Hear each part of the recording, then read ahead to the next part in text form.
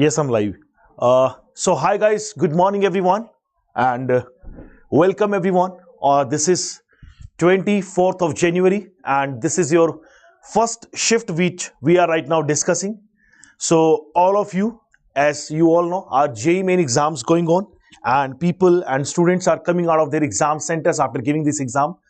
So I found that we talked with some of those students and got to know about some of the questions of the shift 1, and we got that some of the questions here which are their memory based questions which are brought up over here and will be exclusively live to all of you. So everybody please gather around and join us, and now we'll start solving the shift 1 paper lively over here, knowing you that what kind of concept has been asked, how was the difficulty level, perfect analysis of chemistry I'll be bringing up to you.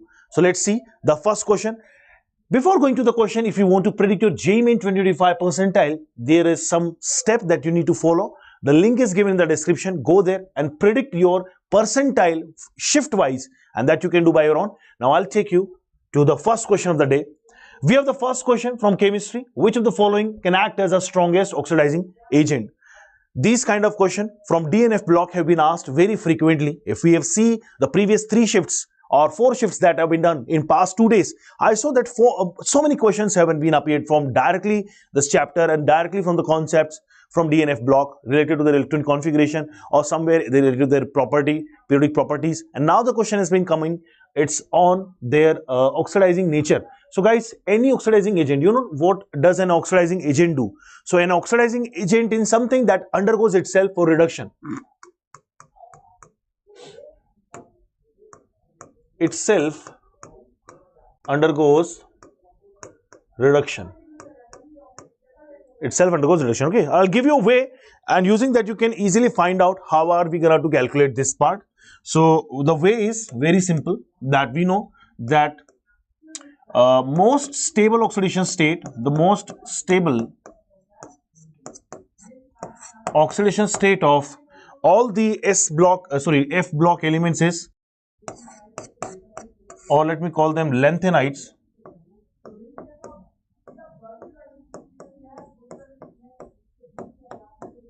The most stable oxidation state of lanthanide is +3. So every lanthanide wants to go to the +3 oxidation state by either losing the electron or gaining the electron. We have a condition of being an oxidizing agent. An agent is something that itself undergoes opposite of the name assigned to it, which is oxidizing agent. It will undergo reduction. Now check it out everyone, please check it out. Cerium is in 4th oxidation state, accepts 1 electron and goes to cerium 3 positive, which is the most oxidation state, most stable oxidation state, and cerium 3 plus becomes what? Stable. Now the question is, what has cerium does in this reaction by accepting it? We can see this process is actually the reduction, and something which undergoes reduction will become an oxidizing agent. So I think there is no doubt that we can directly pick the option A.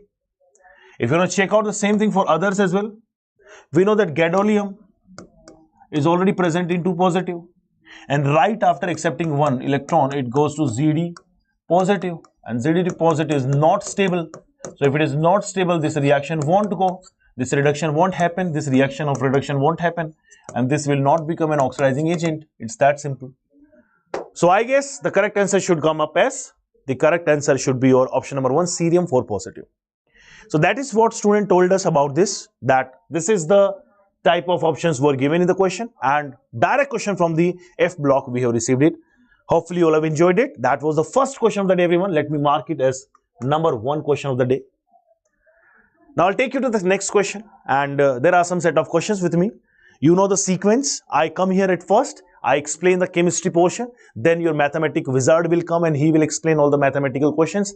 Then we will be having our next physics, and then right after every winding up sessions will be conducted by me, bringing the remaining number of questions from chemistry. So these all are memory based questions coming directly from the student side. Let me take you to the next question. Okay, that's the explanation given, not required to us. Come to the question number 2. Question number 2, guys. Can you read out this question, everyone? Can you read out this question? Let me read out the question for you. differences of the melting point and boiling point between the oxygen and sulfur can be explained by differences in oxygen. Oxygen exists as O2 molecule, sulfur exists as acid molecule, and it's a bigger size, very big size molecule is there. So if it is a big size, it is higher van der Waals forces of attraction.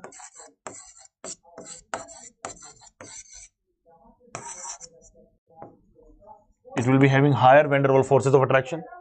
But if you talk about oxygen, so oxygen being a small molecule has what? Lesser attraction, the same van der Waals force of attraction between molecules. So oxygen being a small size molecule doesn't have that force of attraction between the molecules. On the other hand, we have S8 molecule, sulfur being a bigger size atom, as well as S8 bigger size, very big size molecule. There's a drastic change in the data, and you can find out over here.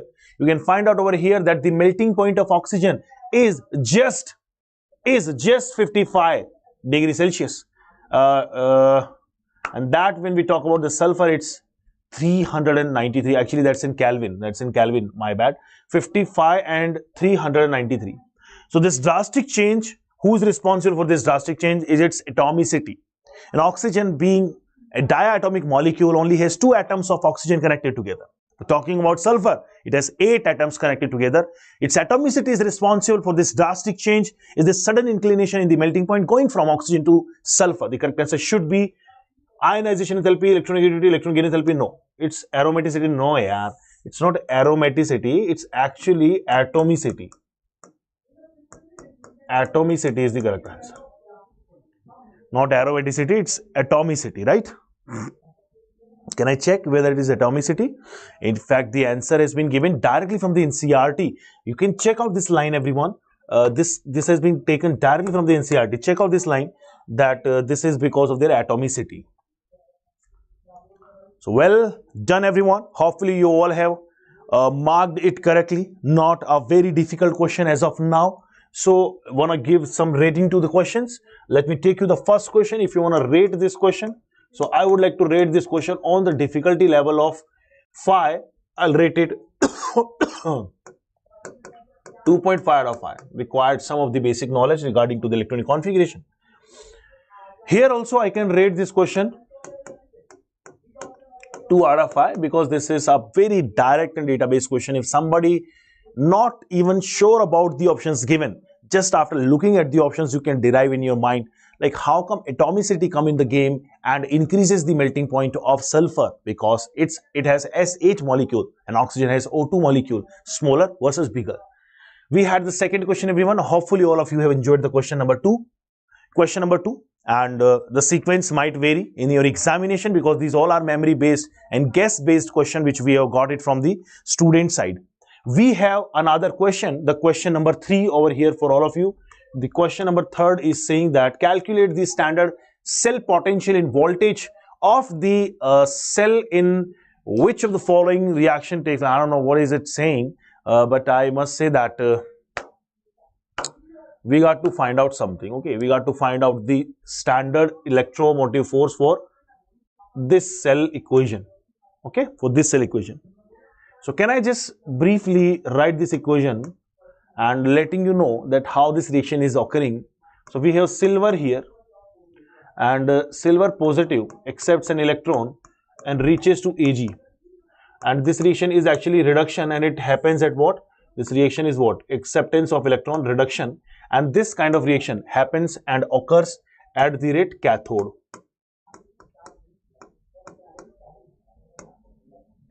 Then we have anode. So what reaction happens at anode? The anode will be having oxidation where Fe2 positive after losing one electron gets converted to Fe3 positive, and we have no idea about this is your anode reaction and this is oxidation. The problematic part is that we know electromotive force over here. If I say that we know the E naught of Ag plus going to Ag is equals to, or how much is the value? It's given to us x volts, and we do not have E naught for Fe2 positive, like Fe3 positive going to Fe3 positive, 3 to 2 positive, we do not have this reduction potential. We have no idea of that. So that's what we have to calculate. This is the some value that will basically lead us to the final answer for the solution. So E naught of the cell, this cell I'm talking about, this cell will be have E naught cell, that E naught of cathode minus anode. So cathode SRP will be Ag plus 2Ag minus E naught SRP of iron 2 positive, 3 positive going to 2 positive. So that's some part of this reaction that we have to find out, this of question. And we got to bring the values of Ag positive to Ag, that is X, and we do not have any value of this. So our next task is to find out this value. This value we have to find out using this given two equations. So I'll write them down. That Fe2 positive accepts 2 electron, giving you iron, and in this reaction, what we see is the E naught cell, or this delta G of the reaction. Okay, I'll convert it to 2 positive to 3 positive, or okay, we can find out from 3 positive to 2 positive also, 3 positive to 2 positive as well. So 3 to 2, I'll have to write first of all this Fe3 positive, then accepting 3 electrons, converting into iron, and their delta G1 will be equals to negative of number of electron into Faraday into electromotive force, which is Z here. Then in the next equation we'll be having reversing the second equation, will give you Fe. Fe loses 2 electron, giving you Fe2 plus 2 electron, and there we have delta G2 is equal to, so how many electrons are involved here? 2 electrons.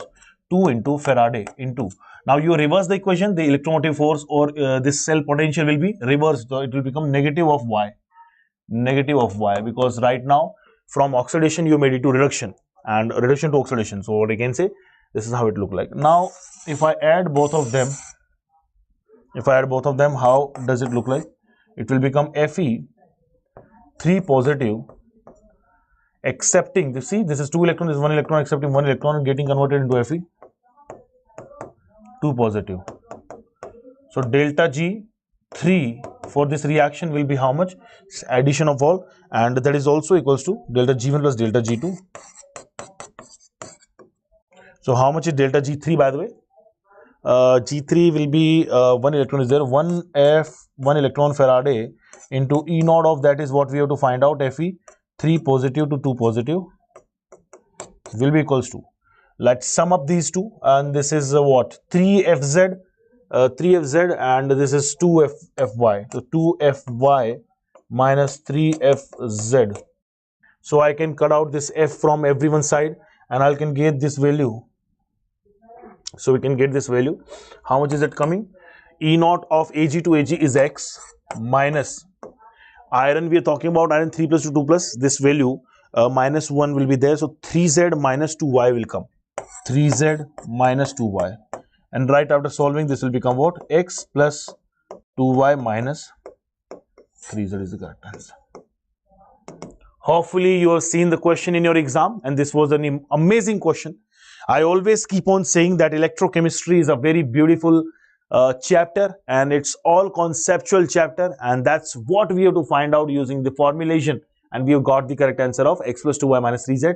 Maybe there could be some options available, or there could be some values available for these, and then the final outcome would have been asked. But yes, that's the way that how can we reach, and then we can solve the question. That was the question number 3. And if you want me to rate this question, I can rate this question as 3.5 out of 5, because it requires a bit of like multiple calculations at different level. Like initially you'll be applying your concept of identification of the E cell, and then you have to go to individual reactions to find out the E naught of Fe3 plus 2 positive. That was a good question we had. Question number 4. Fourth question of the day, everybody, fourth question of the day. So students can also respond us, students can also let us know that if you had any other kind of question there, because see, it's all memory based.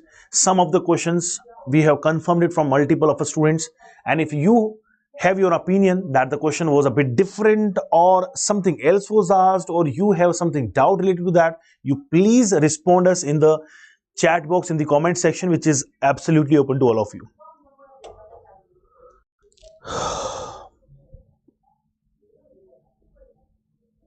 Now I'll take you to the next question. Fourth question of the day, everyone. Fourth question of the day. What does the fourth question say? Okay, let's see. So we have a compound called as propine, which is being attacked by Hg2 positive HSO4, H2SO4. I know this reaction. You need to just do the hydration of alkyne. So simply H plus and OH minus will be attacked there. This is what the reagent Hg2 plus and H2SO4 do. So H plus and OH minus, where can you find this stable positive charge? To that you to attach the hydrogen with, no, the OH with. There we will be having an OH atom. This OH group will be attached over here. Double bond will be here. Single bond is here, and this will become CH2 like that. After H positive accepting over here, it will be carrying a positive charge. OH minus attached there. It's an enol form. So this will go for tautomerization. So this tautomerization will lead us to the formation of CH3, C double bond O. CH3. This is acetone we have got here. The first equation is giving us acetone. We have the next equation where we are adding hydrocyanic acid HCN. HCN is actually a CN minus is here as a nucleophile that attacks on the nucleophilic center, reaches to O negative and then forms CH3. C, we have cyanide group attached here, CH3. This will become O negative, and with this H positive, it will become cyanohydrin with CN and OH. Okay. Then we have H2Ni. We have H2Ni. So this will do the reduction. After reduction, the final product will be looking like this. We have CH3, we have C, we have OH, we have CH3, we also have CN that will become CH2 and NH2. So guys, that is your product A. Now the question was asked about some of the information related to the so formed compound, and we have got the compound which is like this, containing one amino group NH2 group amine and one hydroxyl group OH. All clear, guys? I hope this question is all clear to all of you. So that was the question we had, but not given up with the further data we need in case. So let us pick the correct answer and we'll move forward now from here. That question was your fourth question of the day. Now I'll take you to the fifth question of the day, guys. That we have the fifth question. And read out the fifth question. It's in Dumas process, which gas is evolved? I remember there were two methods. One of them, two methods of identification of nitrogen and its mass percentage. By the way, the quantitative analysis of nitrogen involves this part. So in Dumas method, we are about to react our organic compound with cupric oxide, where we see that cupric oxide is reduced to copper and nitrogen is converted to N2 gas, carbon converted to CO2, hydrogen converted to H2O, and this part of nitrogen is converted to N2 gas. In Dumas, it evolves with N2 gas, and in Zildahl's method,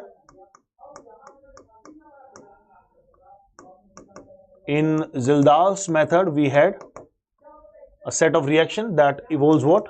Ammonia gas. Ammonia gas, right? There we have nitrogen gas emitted in Dumas method. Again, a factual question. If you know it, you may write the answer. If you don't, then not at all. But options can help you anytime. There is the solution given directly from the NCERT. So I personally think that till now, up to here, how many questions have we done? I guess this was your fifth question. All 5 questions can be done. Even if you are directly studying from the NCERT, you can get all the answers. NCERT is the key right now. And I personally find that NCERT has a great influence if you are particularly studying for JEE Mains. Probably in the terms of advanced, NCERT won't be enough. But yes, practice point of view, it won't be enough. But yes, NCERT is absolutely enough, as I can see in the previous 4 shifts and now including this shift. NCERT is the perfect book for every one of you. You should remember everything. Line by line, you must go. And there we have a fifth, right out of fifth, we have 6th question. Let's see the 6th question. 6th question says that ribose present in DNA. What is ribose, by the way? So ribose has a structure like this. It's a pentose structure, and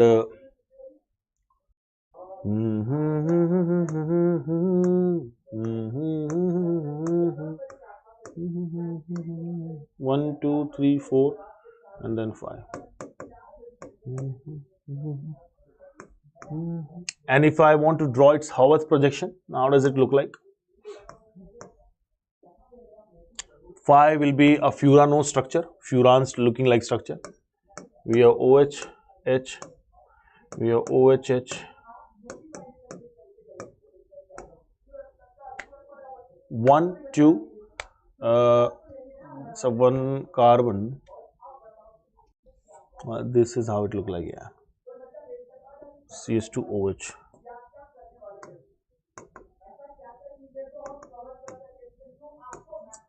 So this is how the structure look like. Now let's see how many options are correct. It's a pentose sugar, which is true. It's a pentose sugar containing 5 carbon atoms. Absolutely pentose sugar. It is present in pyranose form. It's not in pyranose form. This is a false statement. It is actually in furanose form. It's a furan looking like structure. 5-membered ring which we are making right now over here, including this oxygen. It's a 5-membered ring, and this is called as furan structure. Then alpha anomeric carbon is present. Alpha anomeric carbon is present, but I think it is not correct. I think let me check it whether it is alpha or beta. So complete hydrolysis of DNA yields to pentose sugar, which is phosphoric acid and nitrogen containing heterocyclic compound called bases. In DNA molecule, the sugar moiety is beta D. So actually it's a naturally existing sugar which is beta D ribose, not alpha D ribose. Getting me? Beta D. Okay, and we also need to pick this thing. So this is where we are getting it. Alpha anomeric is present in carbon is present. So I must say this is another false statement. It's a beta anomer we have. The anomeric carbon has a beta configuration, not alpha, and then it's present in D configuration. So we write it like it's a beta. This will become a beta D ribose sugar. How do we find it out? D will be find it out using the last chiral carbon and the position. If it is in right hand side, OH group in right hand side will be D, OH group in left hand side will be L. So another true statement. Then it is reducing sugar in free form. Reducing sugar in free form. What is the meaning of reducing sugar?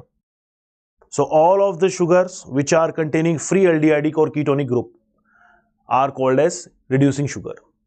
So mostly all the, not mostly, in fact all the, what I should say, mono carbohydrates or like monosaccharides, all of them are reducing in nature. So this is another true statement. Now you can find out the number of true statement and can pick your correct answer. That's what I have with me. This was your question number 6, and again it's directly asked from NCERT. If you have studied about the chapter called as biomolecules, then you may know what is the importance of this chapter. And every time I have seen 2 to 3 questions are literally being asked directly or indirectly. At least I saw one question is absolutely there, like 4 marks are absolutely coming in every shift from biomolecule. It may increase to 2 questions somewhere or 3 questions, and that I'll come up with, because right now I have no idea how many else questions are there on biomolecules, but I'll come up with it very soon. Now I'll take you to the next question of the day.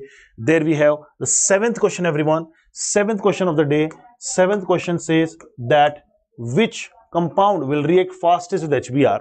You all might have seen these reactions. The attack of the acid on any electrophilic substances are actually not electrophilic substances, electrophilic center containing substances are always will be giving a carbocation at initial.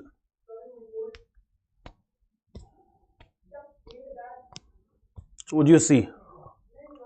So guys, we have an increased electron density over here, and that will go and attack on the H positive like that.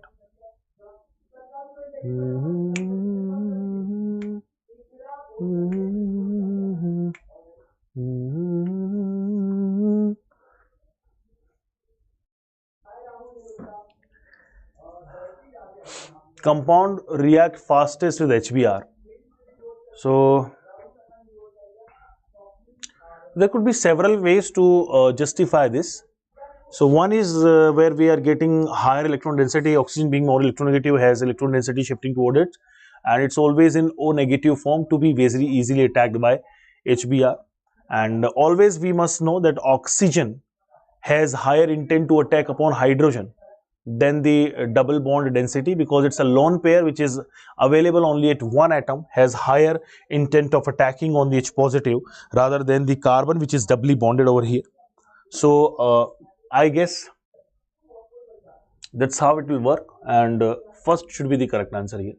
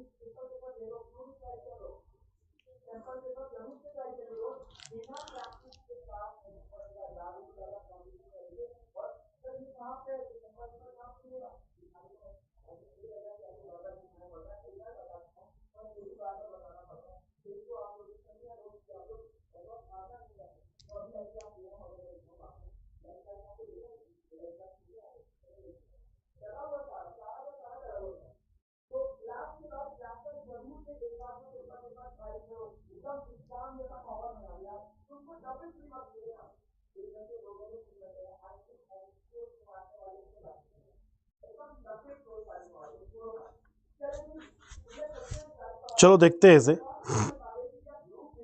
और we can have one more suggestion from your. See, okay, I take this back and let me just rewrite the question and let's see what kind of question, like how can it arrive. So guys, which compound reacts faster with the HBr, and all of the alkenes are given there with some groups as well, and alkenes will always react faster than this enclosed cyclic ether, and because there we have the higher electron density over there on the carbon atom, and being less electronegative, it wants to be attacked by H positive easily. So let's see how it works. We have all of them after accepting H positive, all the alkenes after H positive. What will be the intermediate as a carbocation they will make? We'll find out its stability and then we'll predict out the correct answer. So the first one will be giving you, this first one gives us, this is oxygen we had here, this is where we have the alkene, there will be having a positive charge, there we have the hydrogen. There's the first intermediate we are getting, and there is no oxygen as such, but yes, there will be a positive charge, and we have two alkyl groups as well. There we have one alkyl group over here, so positive charge will attack over here. Then we have the oxygen over here.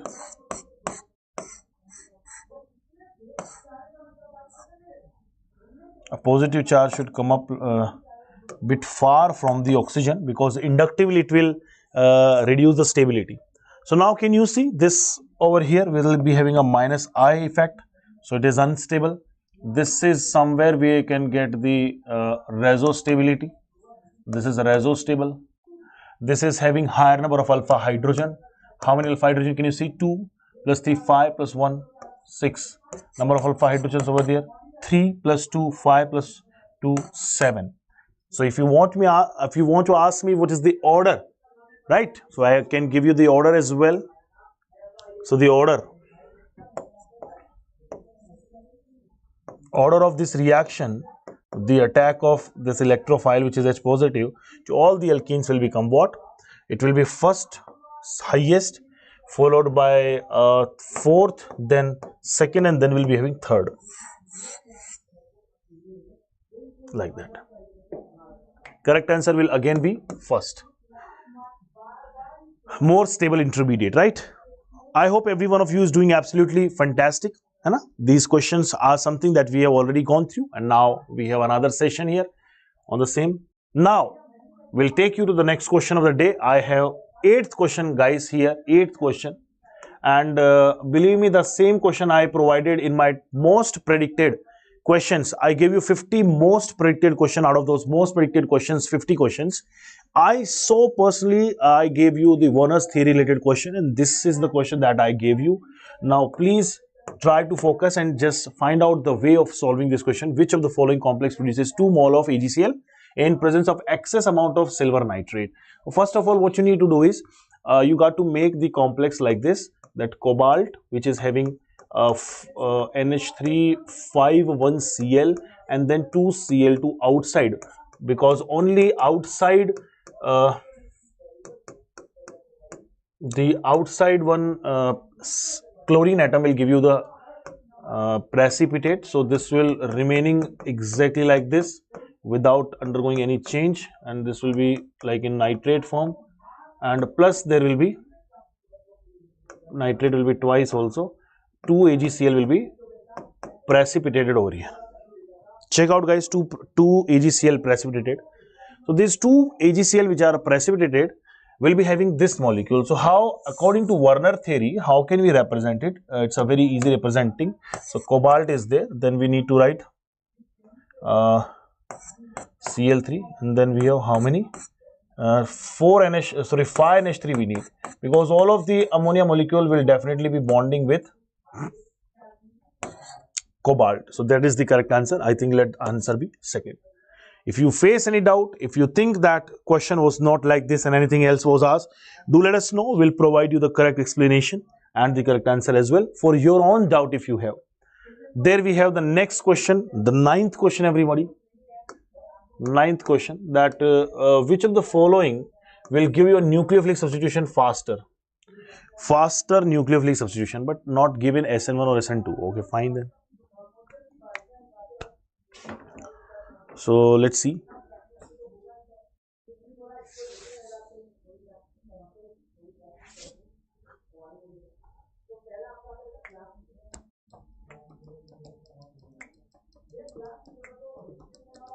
Actually, we have to first know that what is this reaction about? Is it SN1 or SN2? Because in terms of SN2, this question has no clarity as such. And let me just recheck this question if it has been updated or not. Let me just recheck this question if it has been updated. So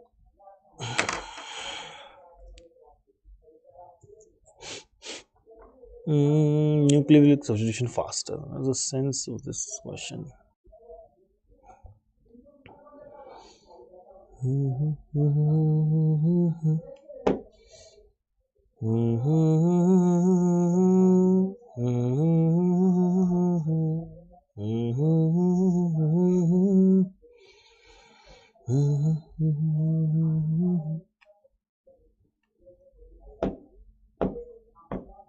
I don't know. Well, this has been written down that which of them will be having higher rate of nucleophilic substitution, but not mentioned whether we are talking about SN1 or SN2.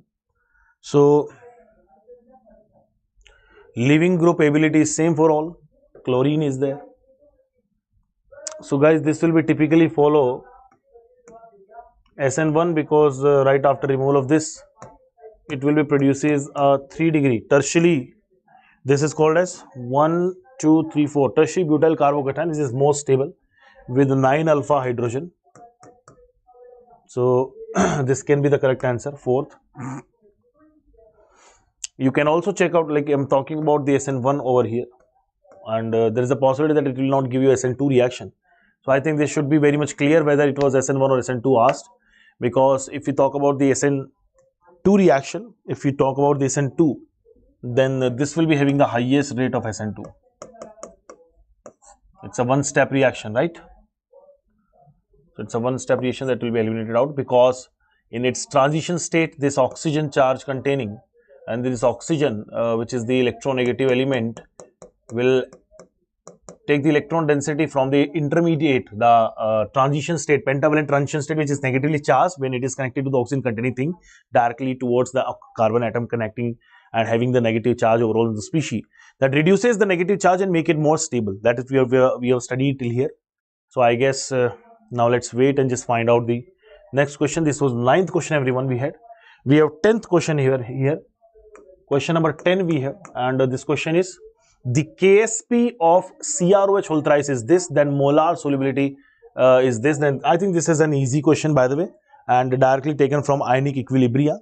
So talking about this question, we have chromic hydroxide undergoes an equilibrium, which is a solid in state, will give you Cr3 positive and 3 hydroxide ions. This is aqueous, and this is solid. So at the rate equilibrium, what will happen, guys? When the equilibrium arrives, it will be having no concentration as such. It's a solid in state, no need to consider it. It will have S and this will have a 3S. So their KSP can be written down as S multiplied by 3S raised to power 3. It will become 27S raised to power 4, and this value is also given to you. It's 1.6 into 10 to the power minus 13. Isn't it? Yeah. So solubility comes up as 1.6 into 10 to the power upon 27, 10 to the power minus 13, and raised to the power 1 by 4.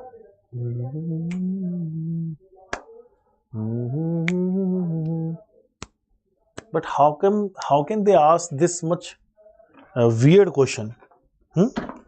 Isn't it like very difficult to solve the 1/4? So you got to take the logarithm here then, right, guys?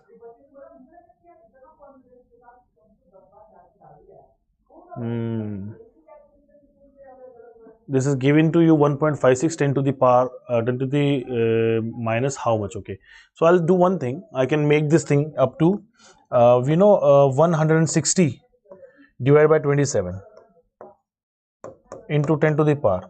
I'll make it something like that. So this is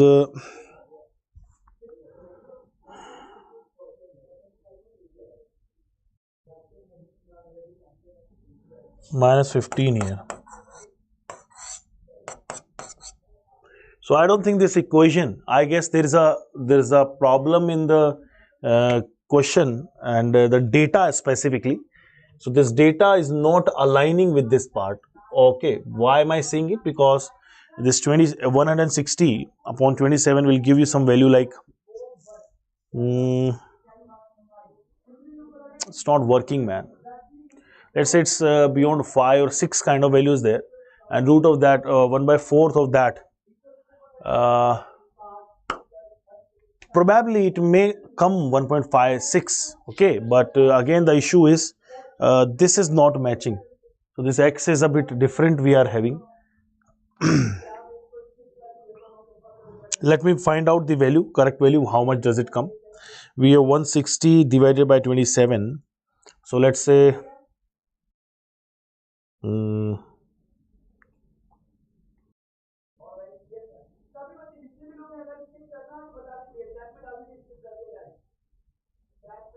so this is correct actually, but I think there should be some there should be some changes in this value. It's mentioned 13.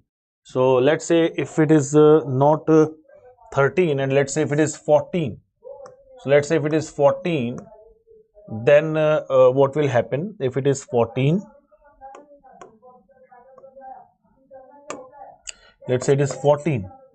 So using 14 value, this will become 16 here, and once it is 16, then you can find out, because this value, if you go for the 4th root of this, then it will give you somehow related to 1.56, and I think now the x comes up as 16 by 4, that is 4 is the correct answer.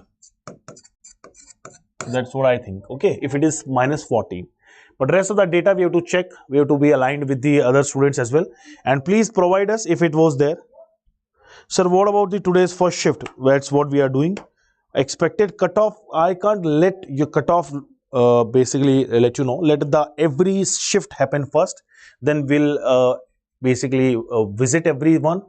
We'll basically find out which one was difficult, which one was easier, finding the percentile part, and then we'll try to give a cutoff over here. This paper seems like a moderately easy to me, like easy to moderate only. Majority of the questions are like properly NCRT line by line base. If you have like gone with NCRT, you have prepared for NCRT with NCRT, then you can easily pick the question, correct answers. But if not, then you got to see where you can find the correct path or the way. So we have 4 answer here if we are considering 1.6 10 to the minus 14, but rest I'll check it with other resources also. And I'll take you to the next question over here. We have the 11th question of the day, everybody. We have 11th question here. The 11th question says that stability of carbocation is maximum in what? Where can you have the maximum stability? Okay. Carbocation stability depends upon the resonance first. This is a resonance stabilized along with number of alpha hydrogens it has. So it has 2 alpha hydrogens also. There is a extended conjugation. So here is the extended conjugation, here is the stability. We have here more conjugation. Then there we have another. Even more. There is no resonance as such in here of oxygen, but it only up to there. So third is the one where we have the most. We have the most. What should I say? Most conjugation is there, and this conjugation leads to distribute the positive charge at multiple positions and decreases the charge intensity, charge density, and that's why it make it more stable. It might be having higher number of resonating structure. It has everything in conjugation, as we all can see. C should be the correct answer. And we have, that is it guys, we have this much number of questions with like from chemistry. And now I think I should invite your mathematics wizard. Let me call your one and only most beloved Ayush Patni sir to join us. Okay, let me call Ayush Patni sir to join us.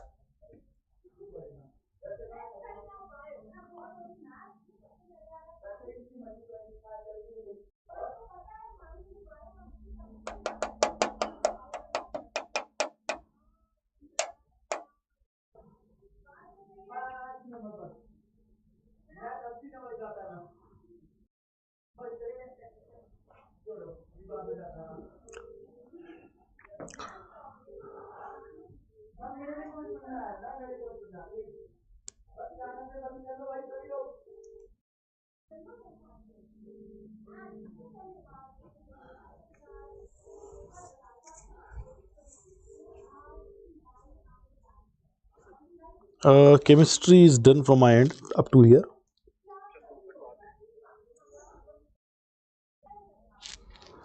So guys, next you will be connecting with mathematics, and we have compiled some questions from mathematics as well. So as we all see, till here we had some good questions from chemistry side, and then now we'll be inviting the mathematics wizard, Mr. Ayush Patni, will be receiving you soon. Okay, so until then, let's wait and let him join, and then we'll continue. Okay. Stability of carbocation is maximum in was the question. We made it. We have made 11 questions till here. Now with Ayush Patni sir, you will be carrying out mathematics when you will be reaching to physics then, and then I'll come up with the remaining number of questions what we can procure. Till here we had 11 questions. We will expect some more 10 to 12 questions, and let's see.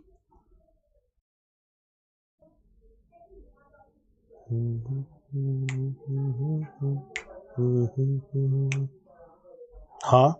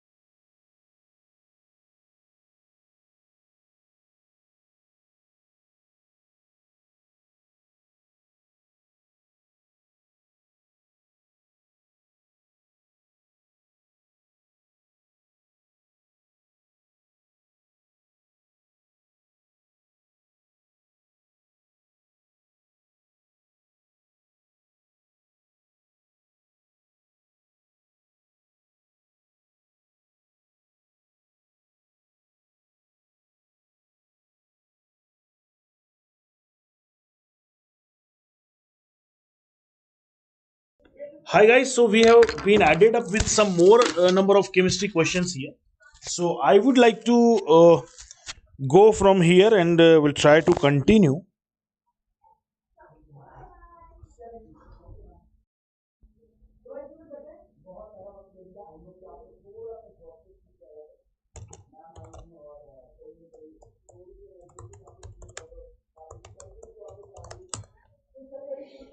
So we have some more questions here added from chemistry side. Okay, we'll now try to resolve all the questions. We'll try to solve all the questions and then we'll be winding up the session.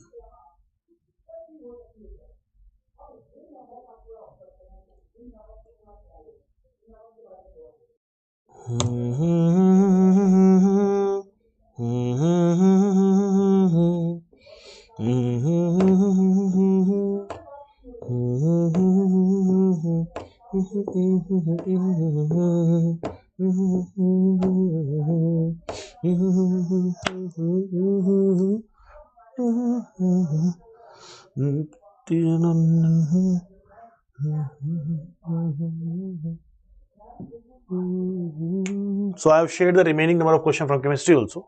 So we'll continue with the chemistry.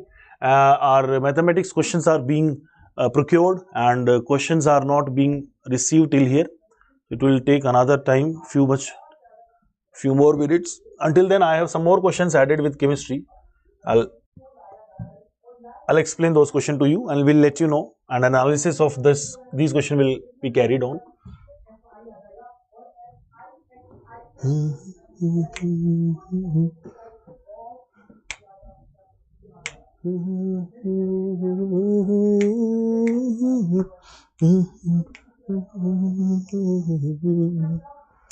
So come guys, let's see the questions. We have the first question that which of the following, not first man, how many questions did we solve here? 11. So guys, let's see the 12th question for the day. 12th question, question number 12 we have. 12th question says which of the following is most reactive toward the nucleophilic addition reaction. So first of all, we must know what we are having is a aldehyde group, and benzaldehyde looks like this, and it's a benzene ring. And higher is the negative charge, like higher is the positive charge on this carbon atom. So rate of reaction, the rate of nucleophile has a negative charge on it. Rate of nucleophilic addition directly proportional to the positive charge on the carbonyl carbon, which is this carbon atom. Now, higher positive charge can be generated from where? So we have para-nitro with us.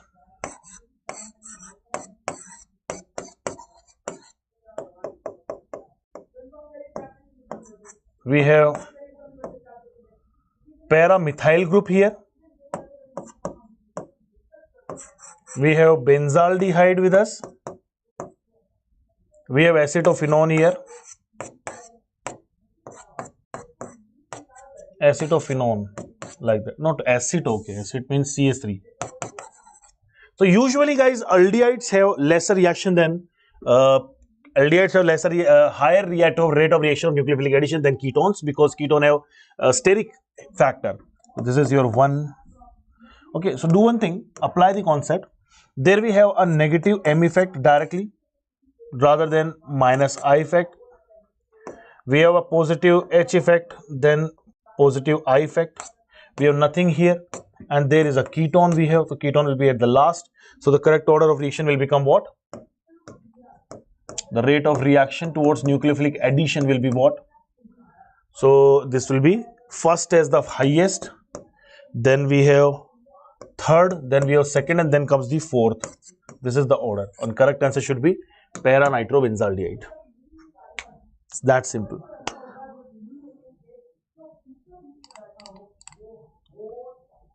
Sir, there is a chance to bit repeat. Boss, I'm not getting what are you trying to say. Are you planning to repeat this year? Are you planning to drop out for this year? Do let me know, then I can give you the suggestions you want. So we have this reaction 12th question from the organic chemistry. If you want me to rate this question, because this question is a very easy question, but again it's a very subjective thing to say that it was an easy. Being a dedicated student, if we have just studied in CRT from 12th standard, we all know how the rate of reaction works for nucleophilic addition reactions of aldehyde and ketone. That was one of the example. Let's see to the 13th question, everyone. 13th question we say. So first of all, we are doing the reaction. Okay.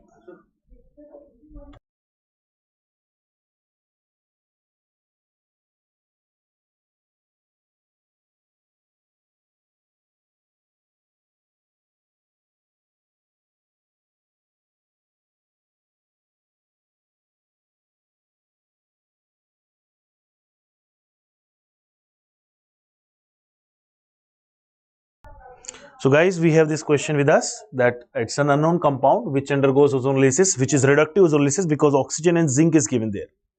And then the aldol condensation is happening there. And the result is over here like this. So first of all, we must know what aldol reaction has given us and how we are getting this product. This is your C double bond O, CH3.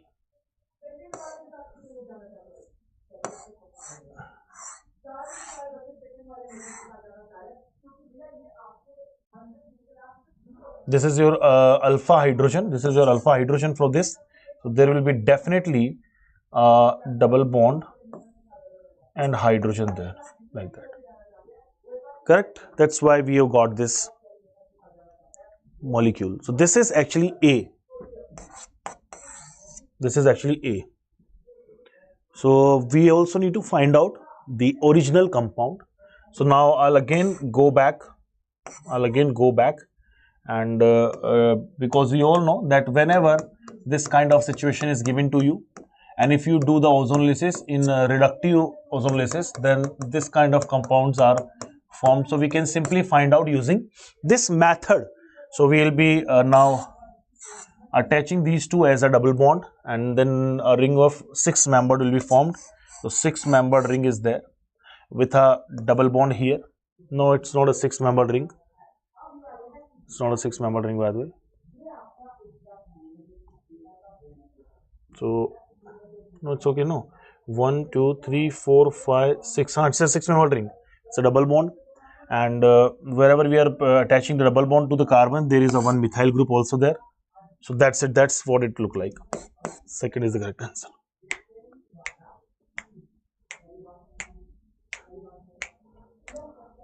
What would you like to rate this question? Because I find this was a good conceptual application based question from organic chemistry. I would like to give this question as 3.5 out of 5. Going in reverse direction, first of all, finding which kind of aldehyde and ketone are giving you aldol. And then from that, we are going, what is it a result of alkene as an oxidative or as a reductive ozonolysis? So that was our question number 3. And hopefully you all have done it well. That was 13 question, rated 3.5 out of 5. Question number 14 we have, everyone. Question 14. From chemistry itself, chemistry has a soft corner here. And every time I have seen chemistry, at least you apply your concept and you come out with the answer, and the answer matches with all of the given options, and then gives you a happiness and a continuity and a continuous support and a continuous push, so that you can go to the next question and can try. And if you keep on doing the questions and correctly, then your confidence reaches to the maximum level. So we have 14 question, guys, with us. 14 question is very simple. And what does it say? Let's see. It says that 10 mole of carbon monoxide and 10 mole of ferric oxide are reacted. It's not a ferric oxide. It's a, we call this compound as magnetite, and it's a mixed oxide of iron. And some reaction is happening. So what's the weight of the iron produced? First of all, the reaction should be chemically balanced. Otherwise, you cannot apply stoichiometry. It's a whole concept question. So Fe3O4 combines with 4 carbon monoxide, producing 4 CO2 along with 3 iron atoms. So what should I see in this reaction? That at T is equals to 0, when the time is 0 there, at T is equals to 0, not T equals to 0, what we are given a bit, 10 mole of CO and 10 mole of this. So these are 10 moles. These are also 10 moles. Okay. So no doubt this will become, do you know what is it? Limiting region. How? Sir, 1 mole of this require 4 moles. So 10 mole require 40, but it is just 10. This will become what? Limiting reagent. So identification limiting reagent is a very important factor here. Identification of the limiting reagent is very important here. Once we have got to know about the limiting reagent, then these are now 0, 0. Then a time T will come where the limiting reagent will be completely consumed. It will become 0. If 4 moles of this are consumed, 1 mole of this is consumed.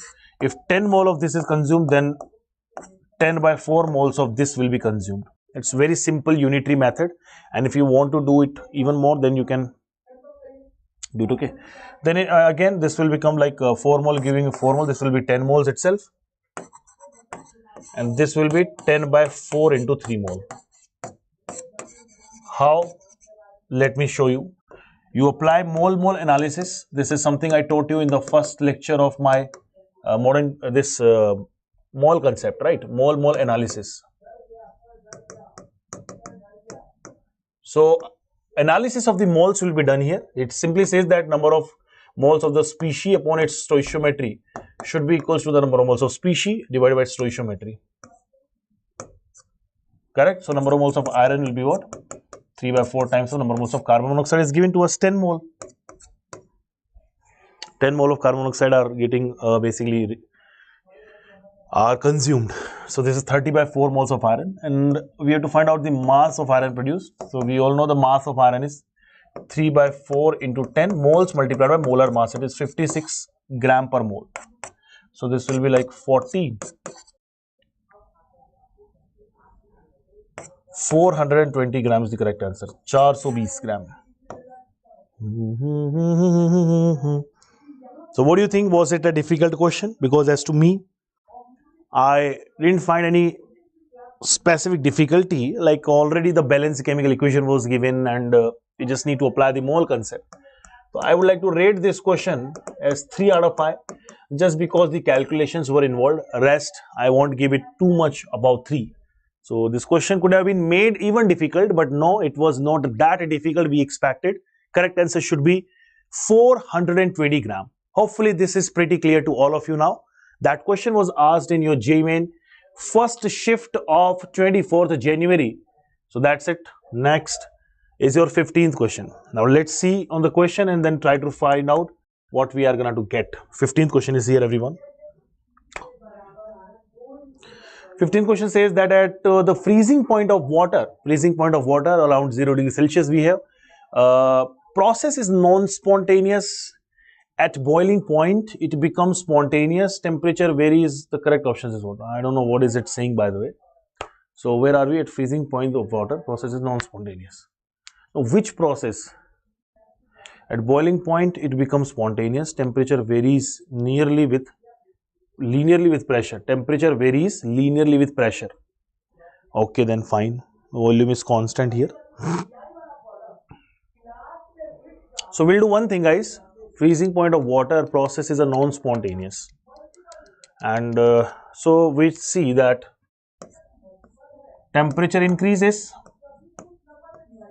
and process temperature increases because temperature, we know that freezing point of water was 0 degrees Celsius, then reach to boiling point of water is 100 degrees Celsius.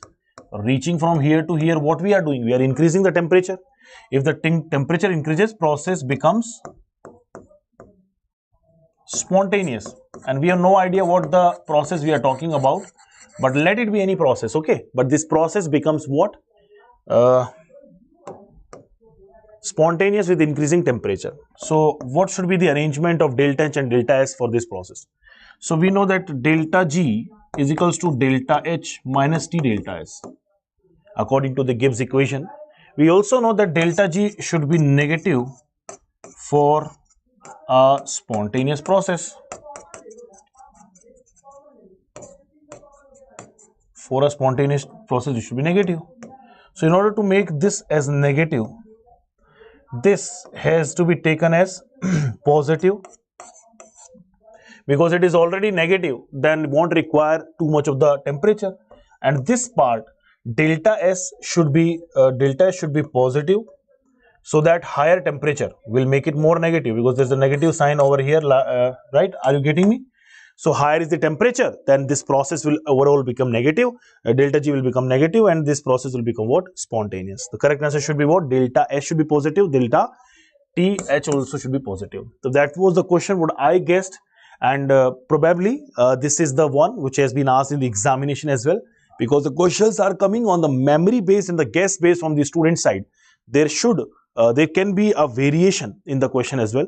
Variations as in the question may vary in the terms of some numeric value, some data value, some conceptual value, because what we are right now studying is a very weirdish and difficult to understand what language of the question is saying. But what I understood from there and I have responded over here as how it works. It's an easy question, but yes, application based question.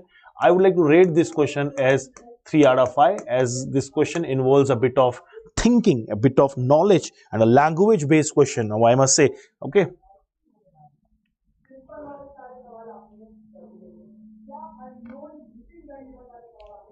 Then we have the very next question here.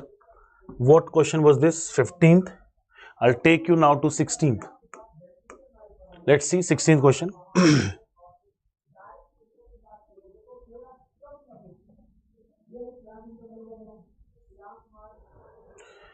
16th question simply says that in the preparation of potassium permanganate, now the direct question is coming from NCERT, pyrolusite ore MnO2, the fusion of pyrolusite ore is done with alkali metal hydroxide like KOH in presence of air or an oxidizing agent like KNO3, which produces first? Which first produces what? So I know this reaction. Let me give you the reaction.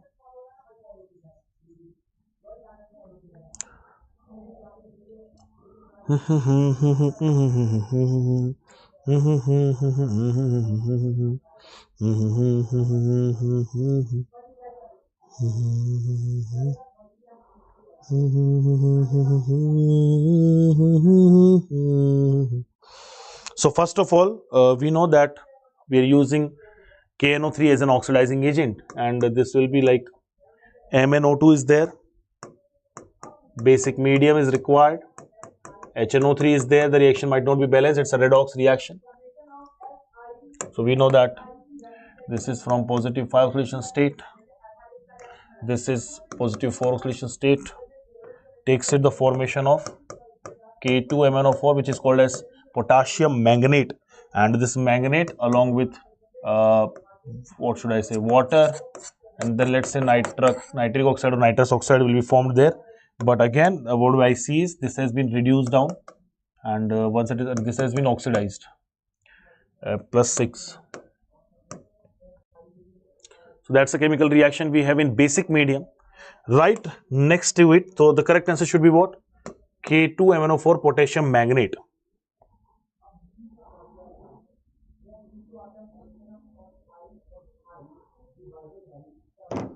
Then the same reaction will be reversed in the if you carry out the same reaction with K2MnO4 and now take the acidic medium. So if we take the acidic medium here,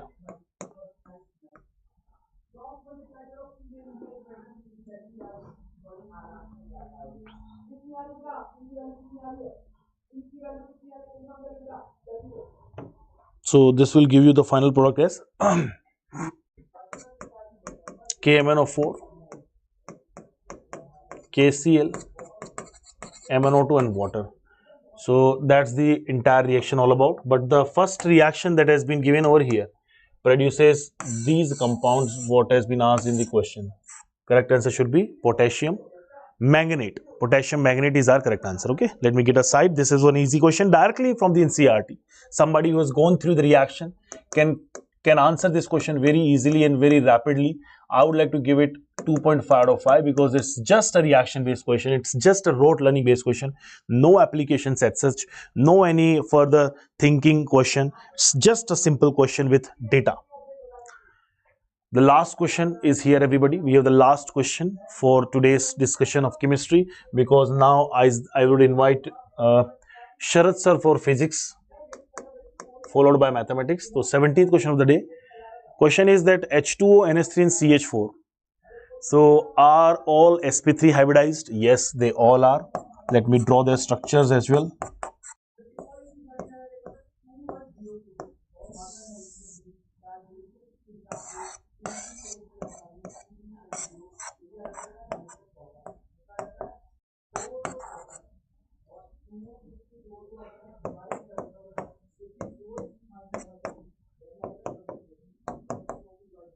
And we have methane. There's a question from chemical bonding, guys, and let's see. And every time these questions come, so all central atoms are sp3, which is true. Order of dipole moment should be in this way, which is also true. This has no dipole moment. Oxygen being more electronegative has higher dipole moment, leading in one direction. NH3 in H2O is basic nature. NH3 in water is basic in nature, true. And NH3 and H2 are Bronsted-Lowry acid and bases respectively. Acid, okay, they are calling NH3 as Bronsted-Lowry acid, and which is not true. It's a false statement, because NH3 cannot act as an acid as Bronsted. It is a base in water specifically. So if you bring out the reaction between them, let's say I am reacting NH3 with water, the product will be NH4 positive plus OH negative. Now who has released the H positive? This is your Bronsted-Lowry acid, and this is your Bronsted-Lowry base. This is your conjugate acid and this is your conjugate base. Now try to figure out, this is a false statement we see, and bond angle in this will increase. So I know the bond angle, and you also must know that in water it's nearly about 405.5 5 degree, 104.5 degree, and around 107 degree in ammonia, and there we know 109 degree 28 minute. And why is it so lesser? This is because of the lone pair and bond pair repulsion. This is because of the lone pair bond pair repulsion. Okay.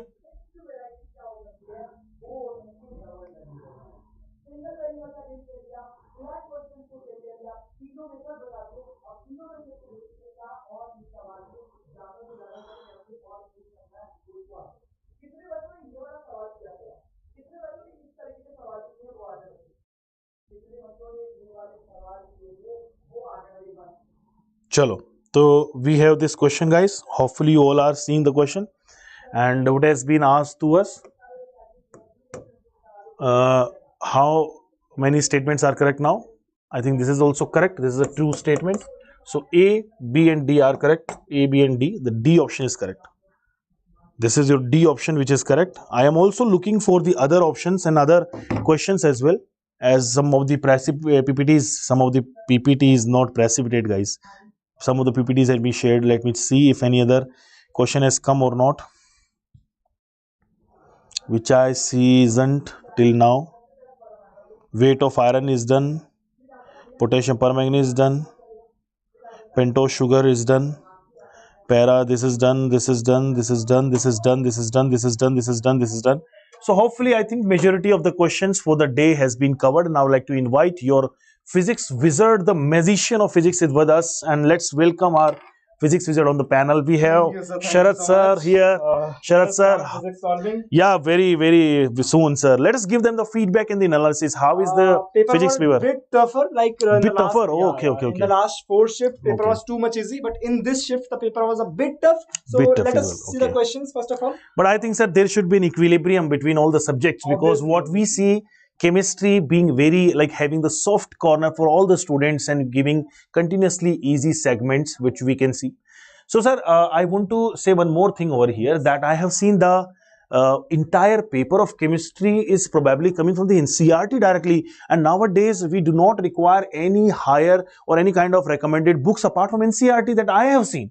Even 100% of the chemistry paper can be solved with the NCERT. In JEE Main that I have seen from even from 2024 and onwards, have seen this. Is it the same for physics also? In some shifts, like paper is like some questions are directly from NCERT, Directly, but okay. not in today's shift. So Okay, today's shift is a better. So it always required a reference book, right, Yes, to yes. prepare for a practice part. Yes. Got it, sir. Anyway, sir, over to you. Now you should handle everything, Yeah, and okay, sir, fine, sir. The mic is all yours. Stage is all yours. Thank you so much.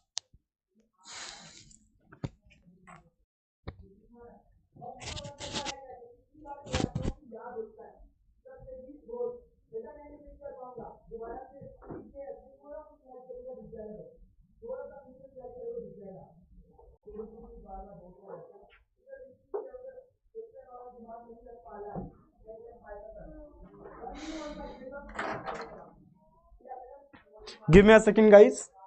I'm just starting in a moment. Let me download the PDF for you first of all. Okay. So here is physics Jan shift 1 2024 2025. Okay, right. Please be download, buddy. So this is your paper, and give me a moment so that I can just download it. Once it is downloaded, I'll start it. Please download very fast. The net is too slow in the studio, I think. So just a moment, I'm just starting. Okay, just a moment. It is taking too much time, guys. It is taking too much time. So have you any experience? How was the paper today? How was the paper? Any idea that how was the paper? Anyone of you have given the paper today, so you can give some feedback? Because according to me, physics was just a moderate and not that much tough. But in the previous shifts, the paper was too much easy. So I can say level has just increased, not that much, a bit. Okay, so just it is 1% downloading left. So I'll just start it in the moment, and just please wait for 1 minute. Please wait for 1 minute so that we can start. so that we can start. Please be download na. Download. Yes. It's just a moment. Just a moment, guys. Just a moment. It is taking some time. So it is almost downloaded. And let me check again. Yeah, it is downloaded. So let me put it on my board. Okay, now it is importing files, and I'm just starting in a moment. Okay, importing file. Okay, now let us move on to the first question. Question was like a bit tricky, not that much easier as we were expecting in this shift. Okay, so let us see how were the questions and what was the level. Question was like a particle is projected with speed v naught at an angle 45 degree. Yesterday I was also predicting that this kind of question can be asked. He can ask the angular momentum also. So it is being said that here it is, give me a second. Yeah, here it is saying that there is a particle, there is a projectile which is going like this, and we have to, this is velocity is we don't know what is the velocity is v naught. Okay, and angle is 45 degree. We have to find what is the angular momentum at highest point. So we know that at highest point the velocity is simply v naught cos 45, because vertical component just fades away. Okay, now what is this perpendicular distance from here to here? It is simply r by 2, and we know that r is equals to what? R is equals to u square sine 2 theta by g, and theta is 45 degree, so sine 245 means sine 90, and value is 1. So it is simply r is equals to u square by g. R is equals to u square by g, so it is equals to u square by 2g. Now we have to find the angular momentum. We know that angular momentum L is equals to mv into r perpendicular, so we can simply write mv. V is what? V naught cos 45. V naught cos 45 is root by 1 by root 2 into r perpendicular is what? U square by 2g, or V naught square by 2g. V naught square by 2g. So if the values were given like V naught square, mass, so we could solve easily what were the like values. That's it for this particular question. Let us move on to the next question.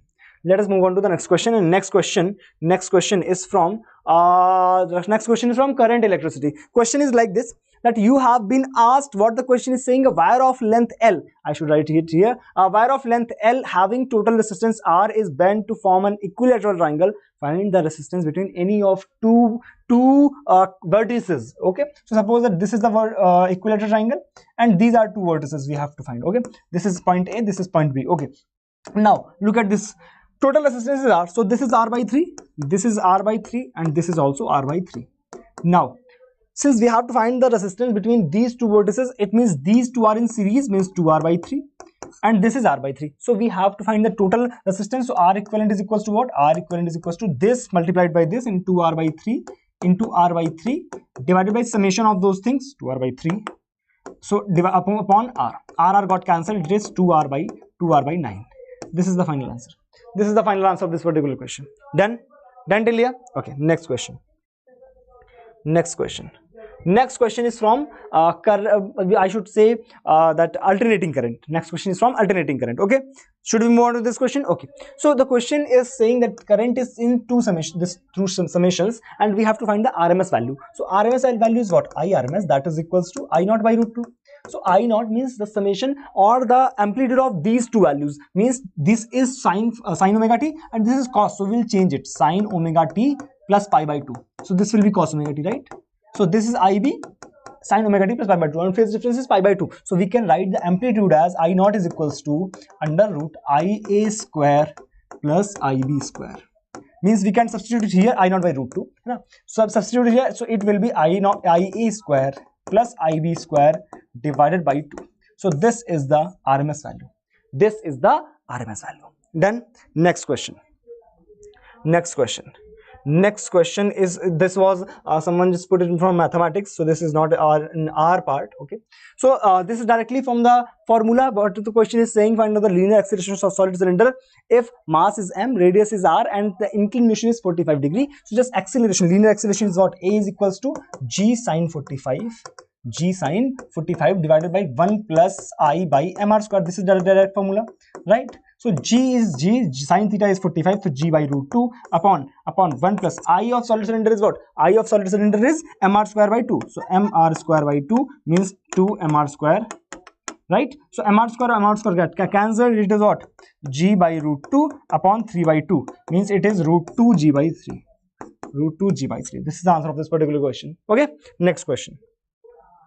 Next question. What it is saying, a satellite is revolving in a circular orbit. If the radius is now increased to this, okay, find out the percentage change. We know that T is proportional to R power 3 by 2, right? So we can write T is first. Now the radius is changed.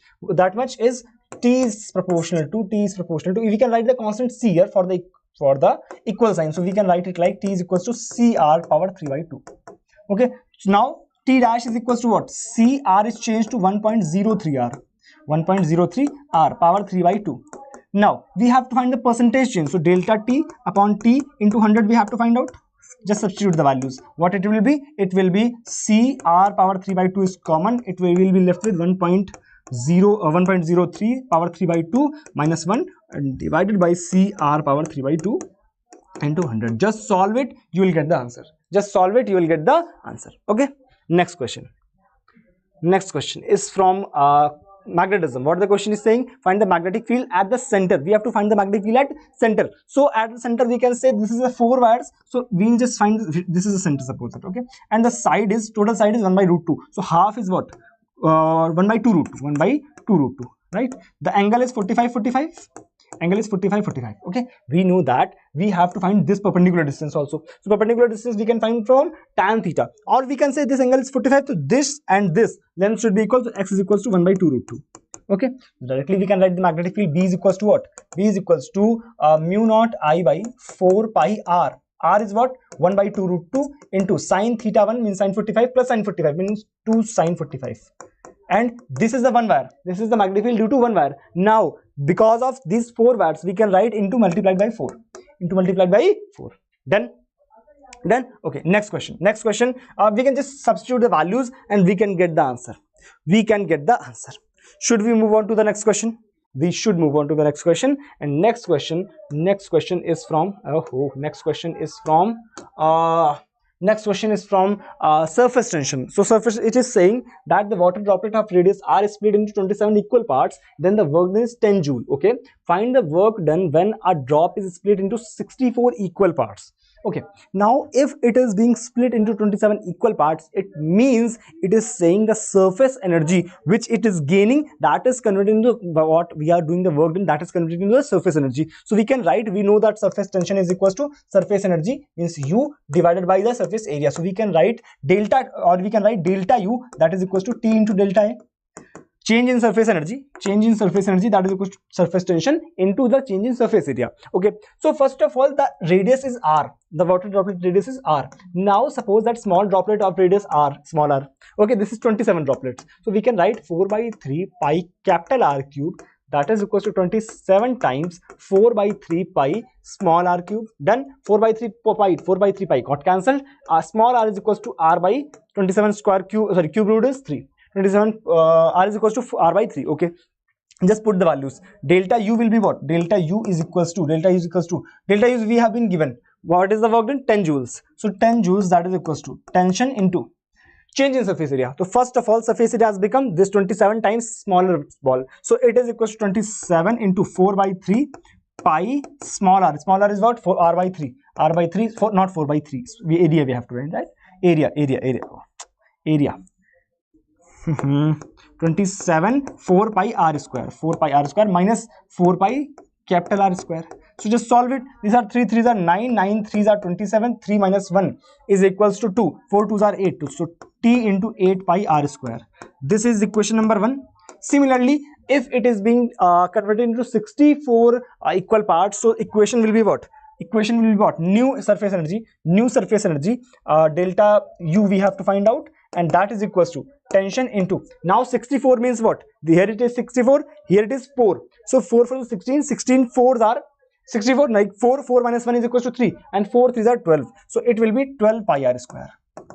12 pi r square for second one. Now just divide both equations, means this is 10, this is T into 8 pi r square. Just cancel it, pi r square, T, 4 2s are 8, 4 5s are 10, so 4 6 are 4 6 are 12, sorry, 4 3s are 12, right? And this is 2 5s are 10. Delta is U is equals to what? 15 joule. 5 3s are 15 joule is the answer. 15 joule is the answer. Then next question.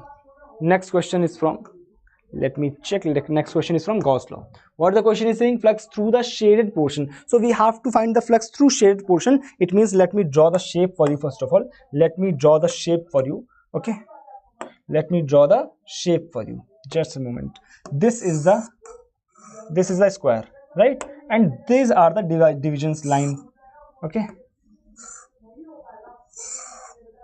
okay, these are the divisions. Okay, now let me fill it so that I can show you that what is exactly being asked. Okay, let me fill it with the yellow color. Okay, yellow color. This, no, this, these portions are filled. It is saying these portions, it means it is saying these portions are filled. So how much portion of this side is filled? 1 2 3 4 5, means out of 8, 5 by 8, means 5 by 8 portion is filled. Now since it's a side of a cube, we can say, we can build a cube from it, so we can say from this face, flux is passing q by 6 epsilon naught. So from this phase total flux is q by 6 epsilon, but we have to find from 5 by 8. So multiplied by 5 by 8 means 5q is 1, 5 by 48 epsilon naught. So we have to find the value of P. P is equals to what? 5. This is P. P is equals to 5. Done.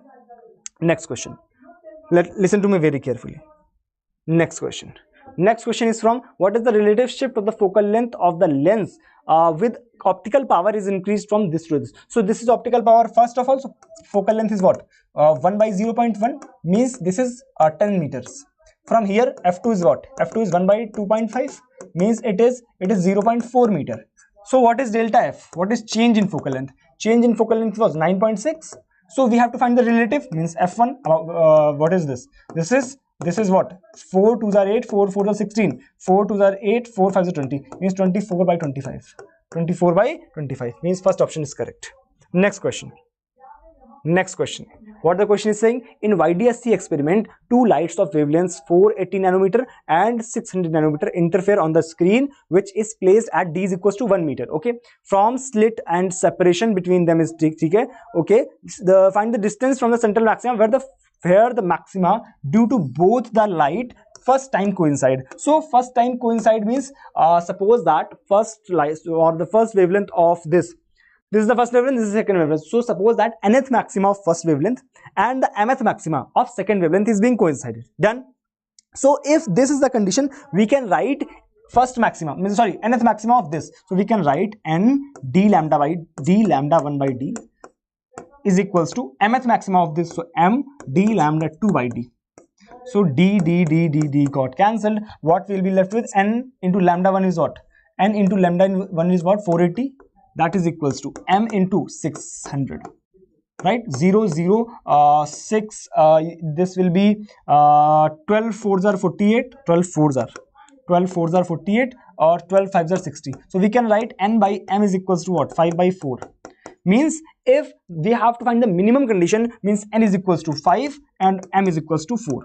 Means fifth maxima of this wavelength or fourth maxima of this wavelength will coincide. So we can find any one of them. So we can write y is equals to what?